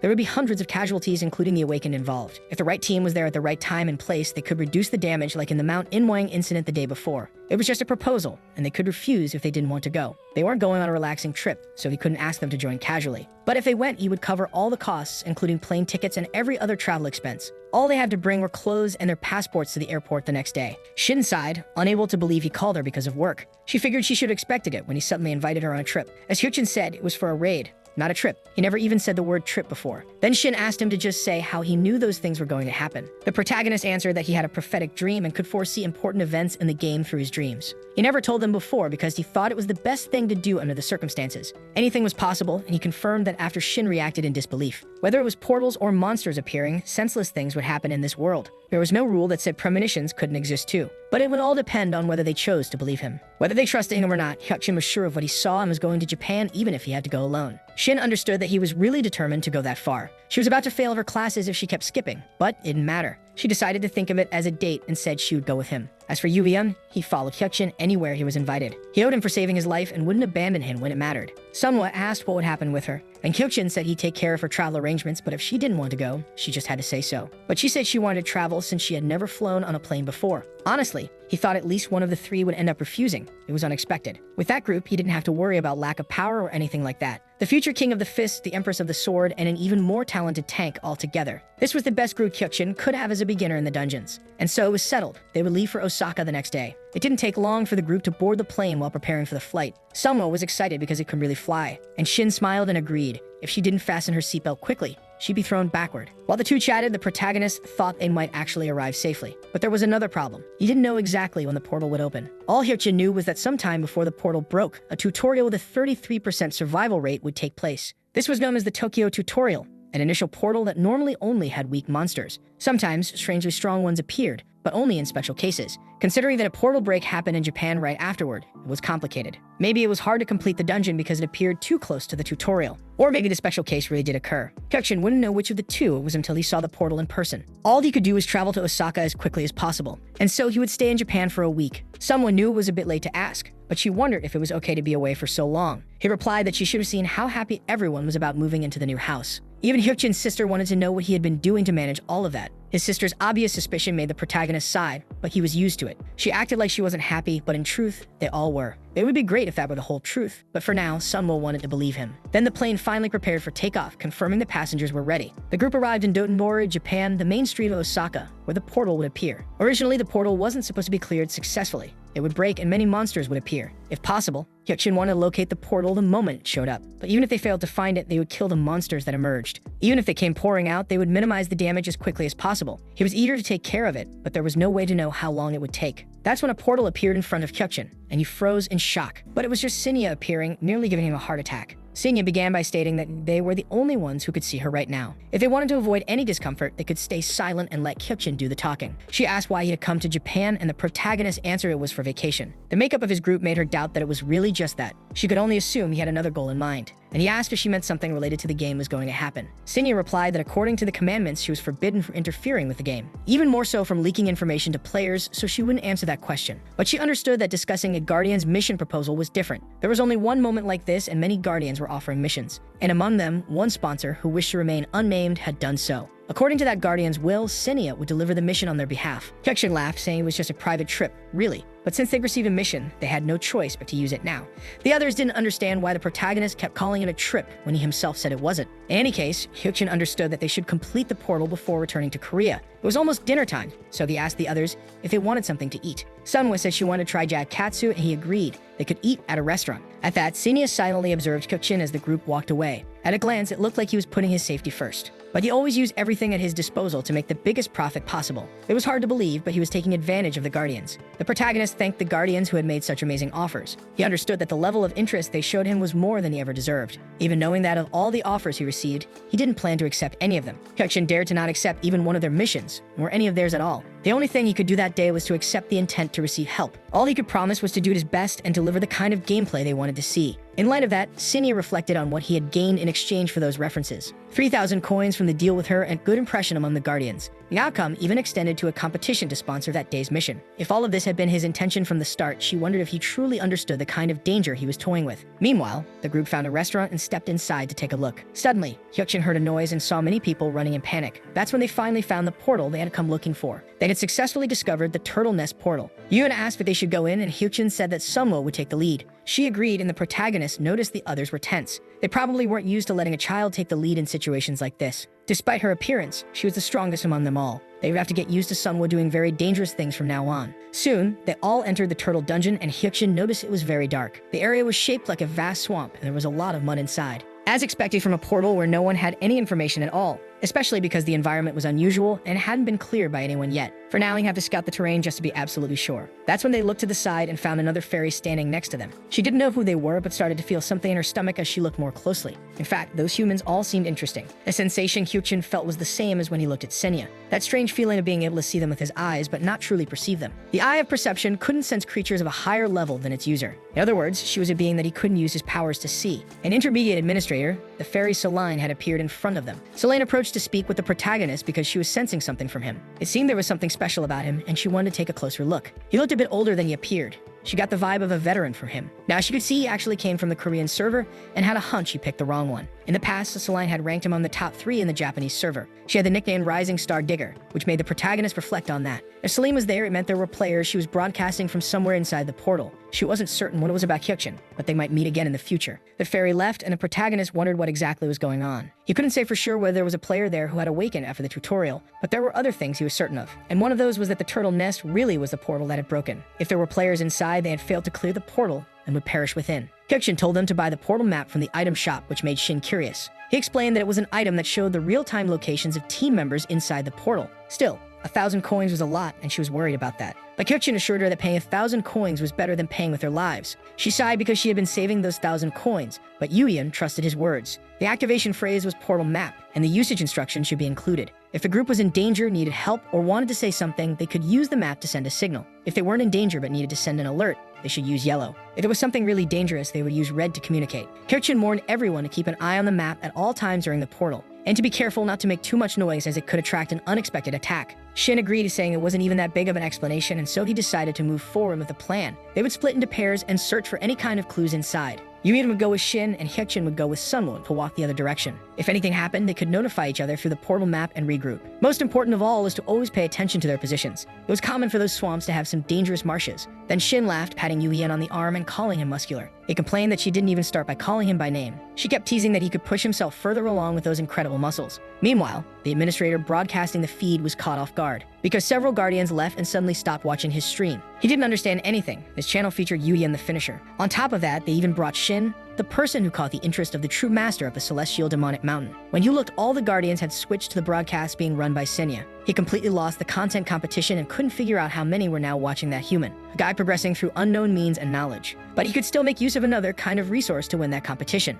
The fact that no one knew anything about him because of his exclusive contract. And the administrator spoke to high-ranking guardians because it was truly strange. He was obviously talking about the player Hyukjin and about Senya. Even before that, there was the fact that he knew other things within the Korean server. And all of that before anyone else. Now he was explaining how to use the portal map. It really was curious, and they should want to know the big truth behind all of it. They should want to know whether they were using illegal means. Shin warned them to watch where they were stepping, and Yuyeon agreed but reminded them to be careful, because Hyukjin had also warned them to avoid talking so much. They just had to stay quiet. Then they saw what looked like monster shell fragments. It was a level 11 golden turtle, and Shin asked if they should kill it. But Yuyeon refused. They would send a yellow signal to let Hyukjin know first. However, the turtle suddenly hid, surprising both of them. Then Shin pointed at something else she saw. It was a man carrying a huge sack. They wondered if that guy was also a player or something. The two approached him and asked if he was Japanese and if he was a player. Maybe he was out hunting. The man denied it. He was actually carrying a monster, a turtle with incredibly high defense. Shin asked if it was true he had managed to communicate or not, and Yuyeon said that apparently the player had caught them but couldn't kill them. That was because their defense was too high. He figured that's why the man was collecting them. He'd assumed the man would drag the golden turtles to the water and deal with them there. Shin was surprised that he had figured all that out with so few words. Even so, she asked what they should do now. Maybe they could send the signal to Hyukjin, but he said they didn't know what the key was, so they'd hold off for now. Suddenly, there was a disturbance in the water, and the Japanese man let out a huge scream. When they looked, the man was shouting for help. There was a monster behind him. The two saw something strange happening in the swamp. The man kept yelling that he didn't want to die while being dragged into the water. Shin couldn't understand what was happening. He had monstrous strength. He grabbed her leg while begging for help, and then she finally saw it. A huge monster was emerging from the water. Even Yuyeon was surprised. Suddenly, the swamp had expanded, and they didn't even know what to do now. If the player kept clinging to Shin, she would be dragged into the water too. But she didn't want to abandon him either. When suddenly Hyukjin appeared. He simply snapped the man's arm and told her to pull herself together immediately. That was a monster known as the swamp alligator. A monster around level 17, its stats weren't particularly strong, but in a swamp, its strength matched that of a level 25 monster. Trying to kill one in the swamp was far too difficult. Because the swamp functioned as a shield for the alligator, it was impossible to hunt without high penetration attacks. Hyukjin told Sunwoo he'd go ahead and she could follow at her own pace, that he used his light step to reach where his friends were. Unfortunately, Shin was still being grabbed while they were in the swamp. For some reason, the future Sword Empress hesitated to free herself from that hand. The nameless observer just kept watching, and the whispering demon was pleased. The true master of the celestial demonic mountain applauded, and the lady of the scales simply remained silent. That's when Hyukjin arrived and asked if she planned to just stand there forever. If he had pulled her, she would have been done for, no doubt. Even so, Shin hesitated because her mind had gone completely blank. She wasn't scared, but she didn't know what to do in that moment of panic. If Hyukjin hadn't taken the man's hand away, she probably would have gotten hurt too. He said there was no need to worry, but she should be more careful, because next time she might not be so lucky to have someone there to save her. You even asked what Hyukjin planned to do now about the alligator monster. The protagonist replied that it had just eaten. It would get sleepy and return to land. Sunwoo asked if that monster would really just take a nap, and Hyukjin answered that he had seen something like that in a premonitory dream. For now, they could just sit and watch his behavior. Solan observed this and wondered if it was really possible to have dreams like that. Even if Hyukjin had a prophetic dream, it was like he hadn't predicted the player's death. Even incomplete, that level of foresight was already more than enough. If someone had to sign an exclusive contract at the beginner stage, it better be with someone like him. Then they saw the alligator finally emerge from the water and move on to land. Yuyeon was ready to beat it down, and Hyukjin noticed he could channel mana into his fists. The King of Fists truly lived up to the name. Normally, you only saw that after the early stage. but Shin refused because she wanted to be the one to kill it herself. She was in a state of rage, and Hyukjin realized she had leveled up again. Furious and filled with murderous intent, she lost a good part of her humanity after what happened. He said there was no need to do that. Usually, the weak point of monsters was the head. So she charged at the monster with her sword, striking it in the head. Becoming one with the sword was what she did, defeating the monster. To think she had reached that level even without using Light Step, Shin might end up growing even faster than the Shin he had known. That's when she saw she had acquired the quest item, the alligator claw. The claw of a swamp alligator could be shown to an administrator to receive a quest. Senya said that a quest was issued for the player who presented the item. In other words, for Hyukjin, Shin had offered the item to the protagonist after obtaining it. There was no way she could know what would be gained by completing it. It was a quest to kill 5 of those alligators. They had to take down 4 more. Some didn't think they'd manage considering the environment. Fighting in the swamp was asking to die. They had to lure the alligators onto land to kill them like before. The nameless observer and 4 other guardians were eager to watch. That animal had come out of the water just to try to eat a nearby player. In that case, Hyukjin bought a long spear so he could attack from a distance. Then he noticed that Shin was scared for some reason. She seemed to think he would use her as one of the sacrifices to lure the monsters or something like that. He placed a piece of lean black yak meat on the tip of the spear. The meat was very juicy, an ingredient that could make whoever ate it feel satisfied. It was an item he had gotten from the Seoul dungeon where he met Juwon. He thought it would come in handy someday, but Hyukjin didn't expect it to be now. Now he just had to find another one in the swamp, and they understood they used the bait to attract the alligators. It would be a kind of alligator fishing. Shin wasn't sure if it would work. Hyukjin replied that if the alligator went after the meat and ate it, then yes. But everyone had to stay alert. They never knew when one would emerge, especially if it grabbed their ankles. If bitten, they'd have to cut off the foot immediately. It didn't take more than a few seconds for the alligator to eat the meat. The special trait of the black yak was that its meat was very good and juicy. Even eating a small amount would bring great satisfaction. Even just a few bites would leave it fuller than eating an entire person. A swamp alligator had the habit of heading to the shore to rest when full, and once it did that, the strength it had in the swamp would vanish instantly. It would go back to being just a regular level 18 monster. For now, they could attack since it was distracted while eating. Taking down the alligator out of water was easy, and the group joined together to defeat it. Even for someone like Hyukjin, who knew a bit of the future, he had knowledge of the turtle nest. What he knew was that it was a gate that broke due to careless clearing, but for a portal without a well-defined strategy, they had managed to complete it with ease. So Hyukjin informed Sinya that they had collected all the alligator claws. Her response made the protagonist wonder if something was wrong, but she denied it, simply completing the quests and offering the rewards. He received a map of the turtle nest with its key features. A map at this point meant the portal had been properly cleared. It showed practically everything important to know about the portal. Just as Hyukjin thought, this was a reverse quest compared to the original. They were supposed to complete the mission to hunt the crocodiles before completing the turtle nest quest. They finally found the true turtle nest, and Hyukjin pointed it out. Now that they were walking inside it, Shin was confused. After all, they didn't see any turtles even though they were in their nest. The protagonist replied that it was probably because of the Japanese player who had found the place first. That's why he had been carrying several golden turtles in a bag. He was probably carrying them because he had failed to hunt them, especially since they hid inside their shells. They searched every corner. There was no transparent crystal there. There were 3 nests in total. They checked all of them as indicated by the map. The group moved toward the first entrance in the portal, and Hyukjin spoke with Shin and Yuhyun. They had to make sure the turtles didn't escape back into the water. They wouldn't be able to catch them if they went back to the water, and they agreed with the orders. Each golden turtle could offer a good amount of coins, and if they were lucky, they might even drop random coin boxes. The most famous strategy associated with golden turtles was the secret mission, Collective Spirit of the Golden Turtle. It didn't take long for Shin to finish clearing 2 nests and gather a ton of them. Even so, she didn't understand why they didn't just kill them all at once.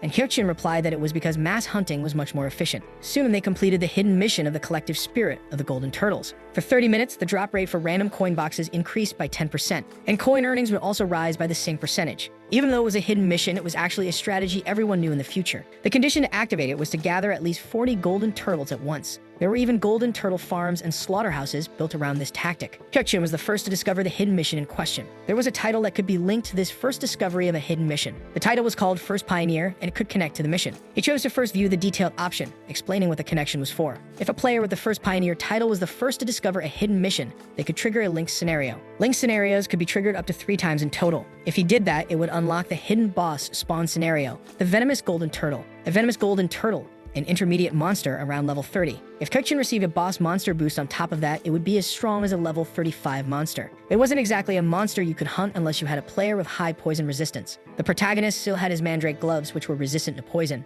but he couldn't take the risk, so he decided to pass up the opportunity. Shin didn't understand what he was doing, and he asked her to wait a moment. She also received a notification about a drop rate increase and coin gain. She was quite satisfied with the experience she got there. She wouldn't be greedy. If the others wanted, they could just split the tasks among themselves. She had learned a lot that day and owed them another debt. Then she smiled and suggested they could count this as a date, although Hyukjin had no idea at what point it could be seen that way. Yuhyun said he was there to help and didn't want any rewards for it. Samwa agreed that she'd just do whatever Hyukjin told her. She had no objections. After a moment, he asked if anyone had a large blunt weapon for smashing. Yuyan said he had a big hammer and decided to lend it to the protagonist who asked. As expected, the hammer was really heavy. Hitting a moving target with it was impossible. But if the target was a stationary rock like now, it shouldn't be too hard. Hyukshin said they were about to start earning coins. He'd begin with 70,000. Whatever was left over, he split evenly among all of them. Sunwig didn't understand anything but thanked him anyway. The protagonist never intended to monopolize the reward on his own. They also needed to receive some rewards to stay motivated. He figured he'd be working with that team for a while, so this was the least he could do. Then he swung the hammer to see how much he could earn. Striking the golden turtle and taking its life, Hyukshin earned 200 coins. The more he kept doing it, the more and more coins he collected. The others didn't know what he was doing. He seemed like someone specialized in wielding heavy weapons from their perspective. But soon the protagonist also obtained a random coin box.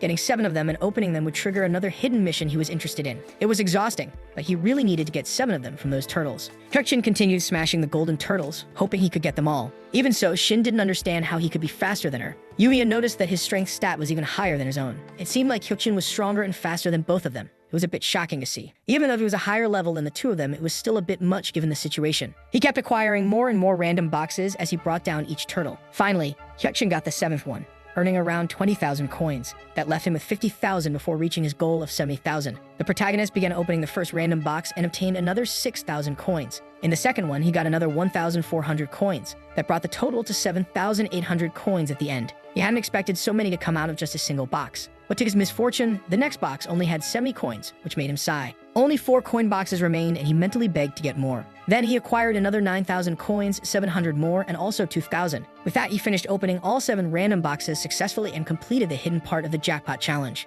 Hyukshin celebrated in his mind because he achieved the same result as in the past. He was also the first to meet the conditions for the jackpot challenge. He could link the title of First Pioneer with the jackpot challenge and trigger a new link scenario. If a player was the first to earn the First Pioneer title and uncover the hidden quest, it would activate the link scenario. The scenario would turn the random coin box into a double coin box. Hyukshin asked Sinyap to share the reward he received, catching the attention of the Guardians. The nameless observer grew curious, as did the Whispering Devil. The true master of the celestial demonic mountain was impatient, and the brave Lion King beat his chest. Naturally, his action made everyone uncomfortable. Even so, Hyukshin would transform the 7th box into a double coin box. It was a box that doubled the number of coins when opened, so he could gain more money if he opened it while holding a large amount of coins. But coins gained through trading wouldn't count. This was a place they had all worked hard together to clear. They were all members of a team that had fought side by side. That's why Hyukshin thought of buying the box and giving at least 3,000 coins to each of them. That was a fair way to distribute the rewards, which made Yubi unemotional. But Shin felt uneasy and anxious. Hyukshin couldn't blame her for that. 3,000 coins was an enormous amount for a beginner. Senya told the protagonist that connecting the first opponent title to a secret mission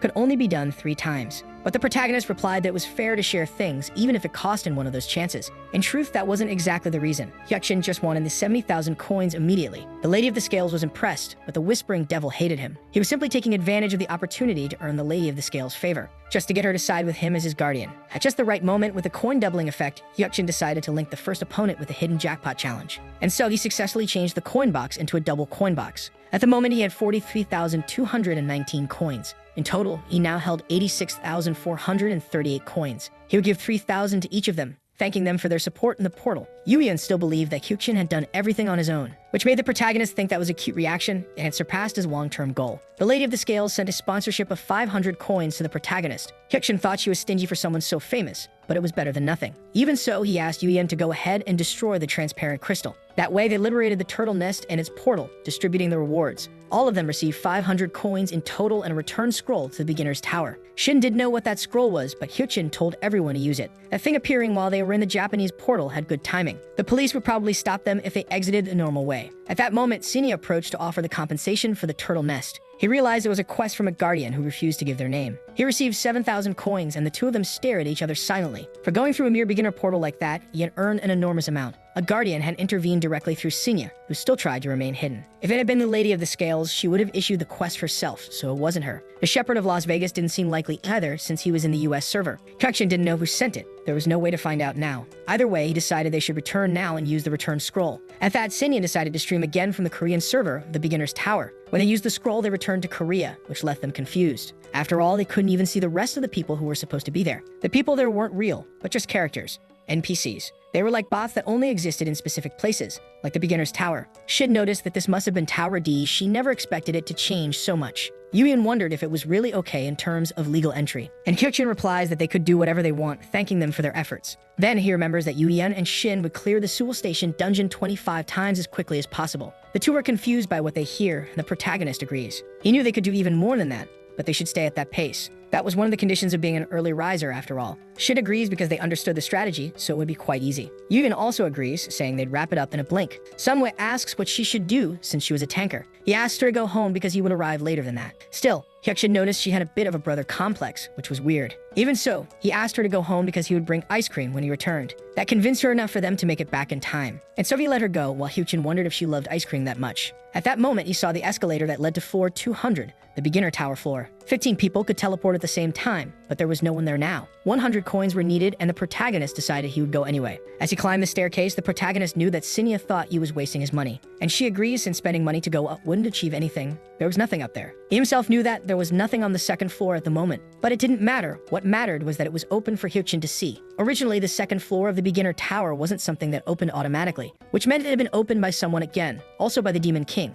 a player whose identity remained a mystery until 10 years ago. The leader of the Demon King's army, known as the Nightmare. He was always behind the scenes in every historic disaster after the Cataclysm. If there was one thing known about his actions, it's that he was the first to walk up to the second floor of the beginner tower and receive the bonus from it. It didn't matter that he was the first. The other bonus was given to the first few people. The Demon King could be up there now. It was likely he was the one who opened the second floor in this time as well. Suddenly, a powerful presence was detected on that floor. The eye of perception was temporarily deactivated, making Hyukjin feel like his eyes had been crushed. But even so, he thought he saw someone, or rather, he was sure. He was so paralyzed he could barely open his eyes to see clearly. That made him wonder if it really was the Demon King who had appeared. Still, the eye of perception was forcibly reactivated. When that happened, he realized that the figure from before had disappeared. That was for the best. He had no intention of fighting the Demon King. He could accomplish his goals just fine without doing that. So Hyukjin tells Sinya to open the secret item shop now, catching her by surprise. And she agrees that the shop in question does exist, but using it requires 50,000 coins. But obviously, the protagonist had enough money and opened it anyway. This wasn't a method an ordinary beginner could use. The hidden item shop could only be accessed for 60 seconds. All the items in the hidden shop were limited to one per stock. It wasn't impossible for beginners to have 50,000 coins, but no one would spend that much just to browse the shop for 60 seconds. Then he received an open bonus, and the bargain seller perk kicked in. Several offers were unlocked, and Hyukjin had saved 70,000 coins specifically for this. All by a high-level assistance scroll that was enchanted and helped with progression. There was a high chance it could raise the class grade to help the player advance. Now Sinya could understand why he had gathered 70,000 coins with the discount in mind. This seemed to be yet another one of his plays based on his precognitive dream. But beyond that, just looking was enough to see how strange this all was. That player was very suspicious. Even if he had precognitive dreams, it was unacceptable. The administrator arrived saying he believed there was a high chance this was a bug. A request was then received to investigate the issue through Neptune. Neptune tells Hyukjin to come closer so they could begin. Instead, the protagonist tells Neptune to come over, since he was the one who wanted to scan. Right away, Hyukjin provokes him by calling him a pygmy, irritating the administrator. He used the power of forced submission to make the protagonist obey his will. If he kept talking like that, he would definitely end up dead. A mere human dared to provoke a mid-tier administrator. He should know his place. Maybe it was because he had Sinya, who was naive, that he acted with such courage. And he even provokes, saying to try again if he really could do it. Hyukjin realizes he should prepare himself, since there must be several ways to deal with it. And he stands up, warning that he could be killed, even with Neptune finding him bold. The protagonist knew the administrator thought he would do whatever he was ordered to, but he was just playing dirty because Neptune had done it first. And he only resisted because Neptune had made threats first, without any proof. He only called him a pygmy because, after all, that was the name of his race. Still, he didn't understand what he did to be treated so rudely. Neptune tells him to shut up because he was acting innocent, even though he wasn't. All he could do was wait and see what punishment would be given to him. For a guy like him who had crossed the line, it was clear he needed a lesson. That's when the Lady of the Scales sympathized with Hyukjin's words and came to his defense. She applied the special power of innocent until proven guilty. Because of that, the power of forced submission on Hyukjin was removed. Neptune was caught off guard, but the protagonist smiled because the Guardian supported him. The pressure that had been crushing his body vanished, and Hyukjin managed to stand up. The true master of the Celestial Demon Mountain hated cowards. So he would apply a special power called Eye for an Eye, Tooth for a Tooth. Neptune was shocked and begged them to wait, but they ignored him. No matter how many viewers he lost to Sinya, he still managed to surpass her. He was weak when people called him a pygmy, and he'd stay that way for another 10 years. To an eye for an eye, tooth for a tooth, all the player's abilities were drastically increased temporarily. He activated his eye of perception as he received a strength buff against his opponent. Now Hyukjin could read Neptune's information, including how competitive he was. Unfortunately, he didn't have high enough proficiency, so some details were cut off. Even facing a mid-level administrator who thought he was amazing, now the protagonist was sure he wouldn't lose in a one-on-one fight, but doing that on a stream just because he got stronger wouldn't be a good move. It wasn't the kind of thing either Hyuchin or the Guardians would want to see. To begin with, there was no need to do any of that, and he hoped the system check would end. A solid complaint would be enough to bring Neptune down instead. The result of Neptune's evaluation found no bugs in Hyuchin. He couldn't understand what happened because so little had shown up, and Hyuchin dares him to accuse him again. He probably wouldn't be able to do it. But since he accused him without evidence, it was just because he was weaker. Above all, that kind of cowardly behavior was exactly what could be seen in Neptune, and he tells him to apologize immediately, which makes him angry. He quickly apologizes, embarrassed that he was forced into something like that. Hyuchin doesn't even know what he was talking about after all. It should be something like an apology. Meanwhile, the protagonist's sister was tense as she heard their mother speak. Even though Hyuchin had eaten, she heard it clearly and was irritated. Even though she had taken the time to make dinner, he ate out and that annoyed her. Then the mother got curious as to why the sister suddenly made a stew. And the mother laughs when she gives a more defensive response, saying she cooked because she thought the kitchen looked nice. She would believe the excuse, but at least she could put less salt in the food next time. Meanwhile, the sister wonders what exactly Hyuchin was doing. In his room, the protagonist sees that he received a non-aggression pact from Neptune. He couldn't attack after closing the channel, and there was also a ring from that so-called pygmy. The pygmy's ring was made by a dwarf blacksmith, which was quite rare. He had two things he could do now, and he needed to think more about it. The real player community was developing into a different kind of forum. That day, it served as a gathering place and a space for player exchanges. It would be great if Hyuchin could find what he had been looking for so much. When he entered the site, he saw that they were recruiting a tank to join a team. They were looking for a player to challenge the short table dungeon. The nickname was pretty embarrassing, but that person would receive nothing but great things 10 years from now. That was Lord Flame, Choi Sung-gu, and taking that into account, the dungeon was in the post. That would be the short table dungeon, his first dungeon. Different from other dungeons like the Seoul Station, this one had a special highlight. It was possible to earn rewards by clearing it multiple times in a row. The short table dungeon was a dungeon that appeared when there was an event and disappeared once completed. Even now, there were players losing their lives while challenging dungeons every day. Including the Seoul Station dungeon, there weren't many posts setting up raids or people responding. This was Hyuchin's chance, and he decided to join a group as a level 25 tank. To earn more money in less time, he needed to go to a dungeon that would bring profit, even if that meant putting himself at risk because of the decision. Dungeons weren't places that killed players by nature, but rather opportunities to find all sorts of treasures. At Konkuk University Station, he would bring only one person. Though at first it seemed like a problem, it actually looked like it made him happy. The more people there were, the fewer rewards each person would receive upon completion. He wanted to go in with as few people as possible. Getting the smallest possible group for a dungeon like that was madness. After all, it was a dungeon that hadn't even been cleared before. That's when Sunwoo met the guy with the nickname Jae-indong Fire Master. Hyuchin was accompanying Sunwoo, meeting the guy for the first time. He actually looked like a skeleton now and was just a normal guy 10 years ago. 10 years from now, he looked like a soccer ball from how fat he'd become. The protagonist says he was the one who wanted to join the group, and the guy bows in greeting. That's when Hyuchin's eye of perception was activated on the guy. He could see this was the player named Choi Sung-gu. Choi didn't understand why there was hesitation, but the protagonist was occupied. The Sunset Giant invoked his innate power. He couldn't examine Choi now. The protagonist was caught off guard because a guardian was interfering. Sunwoo asks if everything's okay, and Hyuchin agrees, changing the subject. He had thought that Choi hadn't chosen a guardian yet since he hadn't reached level 30. Even if he had, a guardian normally wouldn't get involved. But it was far more than it seemed. Choi was surprised when he looked at Sunwoo. That girl was part of his team, and she agreed because she was with Hyuchin. Choi was worried about her because it seemed way too dangerous. He asked her to wait a bit, since Sunwoo was still just a child. Still, she snapped back saying she wasn't a child, but for Choi, it made no difference. But Hyuchin always knew he was weak when it came to kids. It was different from Ju-won. Choi wouldn't accept this no matter what. He just shouted at her to listen and leave once and for all. Sunwoo refused because she only listened to Hyuchin and no one else. Even so, Choi thought it was insane because this wasn't just any dungeon. Whatever they were going to face at the second portal wasn't a joke in any way. While he was trying to explain, Hyuchin wondered if that monster had shown up. That being was the Fire Horse, a beast-level monster around level 32. It was a spirit-type monster, much like the six-tailed fox. However, it was a horse with a flaming mane and tail, and everywhere it stepped, it left a trail of fire. Choi sighed at the stubbornness. It was a relief, though, because he lost interest if he thought someone was weak. If not for something like this, he would have walked away a long time ago. So if someone could endure its attacks for him, he'd strike from behind. Hyuchin was glad at least he was modest with his words. It seemed like he truly believed he could win in this state, and Choi agreed because he managed to reduce the monster's HP by half on his own. That was why Hyuchin could see the reason he made it out alive. If he had less than a 20% chance, he wouldn't have been able to escape. Fire horses naturally went easy on the weak and didn't chase them afterward. That's why the dungeon was designed so players could enter and leave freely. The Fire Horse was too strong, so entry was allowed at any time. All of it was to lower the dungeon's difficulty and support players. Hyuchin understood that Choi hadn't gotten too close to the portal, and he agreed because the horse was too powerful to face alone. He thought there wouldn't be anyone strong enough near the portal, but Hyuchin still thought someone might be, so they could go check anyway. Choi guided the two into the area, saying there were some guys in black with cow masks around earlier, but he had taken care of them himself, and Hyuchin figured they were black yaks. as he thought the monsters didn't respawn because the dungeon was a one-time instance. They head toward a dead-end path, and if they enter the portal, the horse would appear.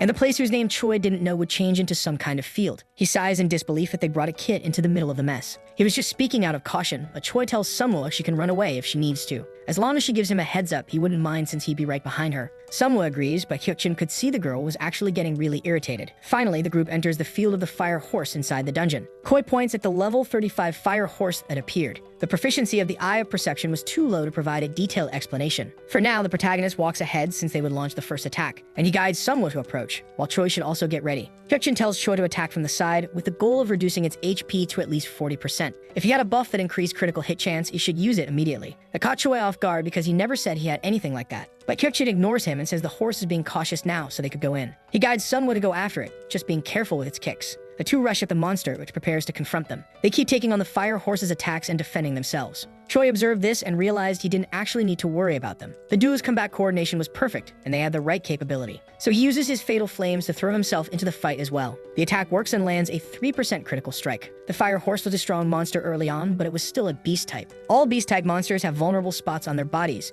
That includes the spine, neck, heart, and forehead. Now there was a dagger stuck in one of those spots, giving it chance for a critical hit. Choi's Fatal Flames was a skill that increased critical rate with every strike. His attacks were boosting their percentage more and more. Even though it was a fire horse, there was no escaping his skill. It was difficult. The horse kept getting hit non-stop by every one of his attacks. The fire horse started preparing a ritual right away. The areas where it had stepped were beginning to burn again. It was the perfect time, and Hyukjin tells them to pull that thing out of their inventories. He was using a special skill called Instant Step. That's how the protagonist lunged at the opponent again and struck it. Choi was shocked by what appeared before his eyes. He had simply decided to use a fire extinguisher to defeat the fire monster. When the fire horse's HP dropped to 20%, the traits of a monster began to emerge. This was a ritual to summon its master, so they had to extinguish the flames completely to stop it. Hyukjin shouts to Choi, telling him to attack with everything he's got and finish it. Even Choi was surprised because he ended up being left out of the fun, but he finally uses his fatal flames again to attack the horse. The critical strike lands at last after reaching 36%. After a few more hits, the two managed to defeat it and gain experience. Hyukjin compliments him for arriving just in time to save the day. But Choi laughs and tells him to shut up because they were both damn bastards for hiding that item the whole time. But hey, he was good enough himself to use a fire extinguisher. Anyway,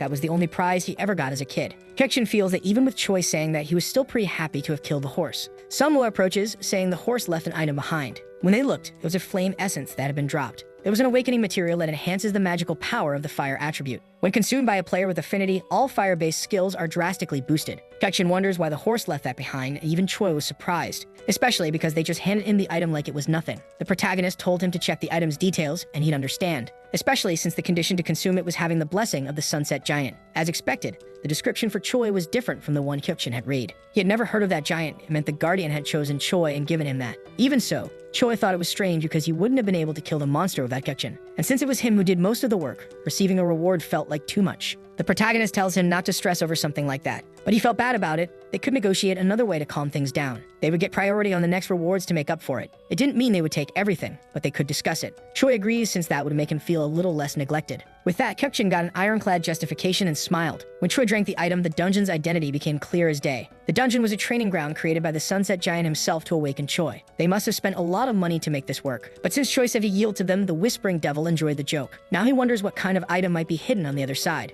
Passing through the second portal of the short table dungeon, they head toward the third. And so they arrive at the Ravine of Fire and had to meet the conditions to enter. Otherwise, they wouldn't be able to leave the Ravine of Fire. They had to cross the Ravine of Fire. On the other side was a land of fortunes and riches. It was likely that the one called Compton was on the other side, and they had to go through. Choi felt like he was going to melt to death and asked how they could possibly cross. The protagonist realized that the Sunset Giant only wanted Choi to survive. The fire flowed like a river and was about 7 meters wide to the other side. It was way too hot. If they crossed, they'd end up getting fried along the way. It was obvious that anyone other than Choi, who had used the flame essence, couldn't pass.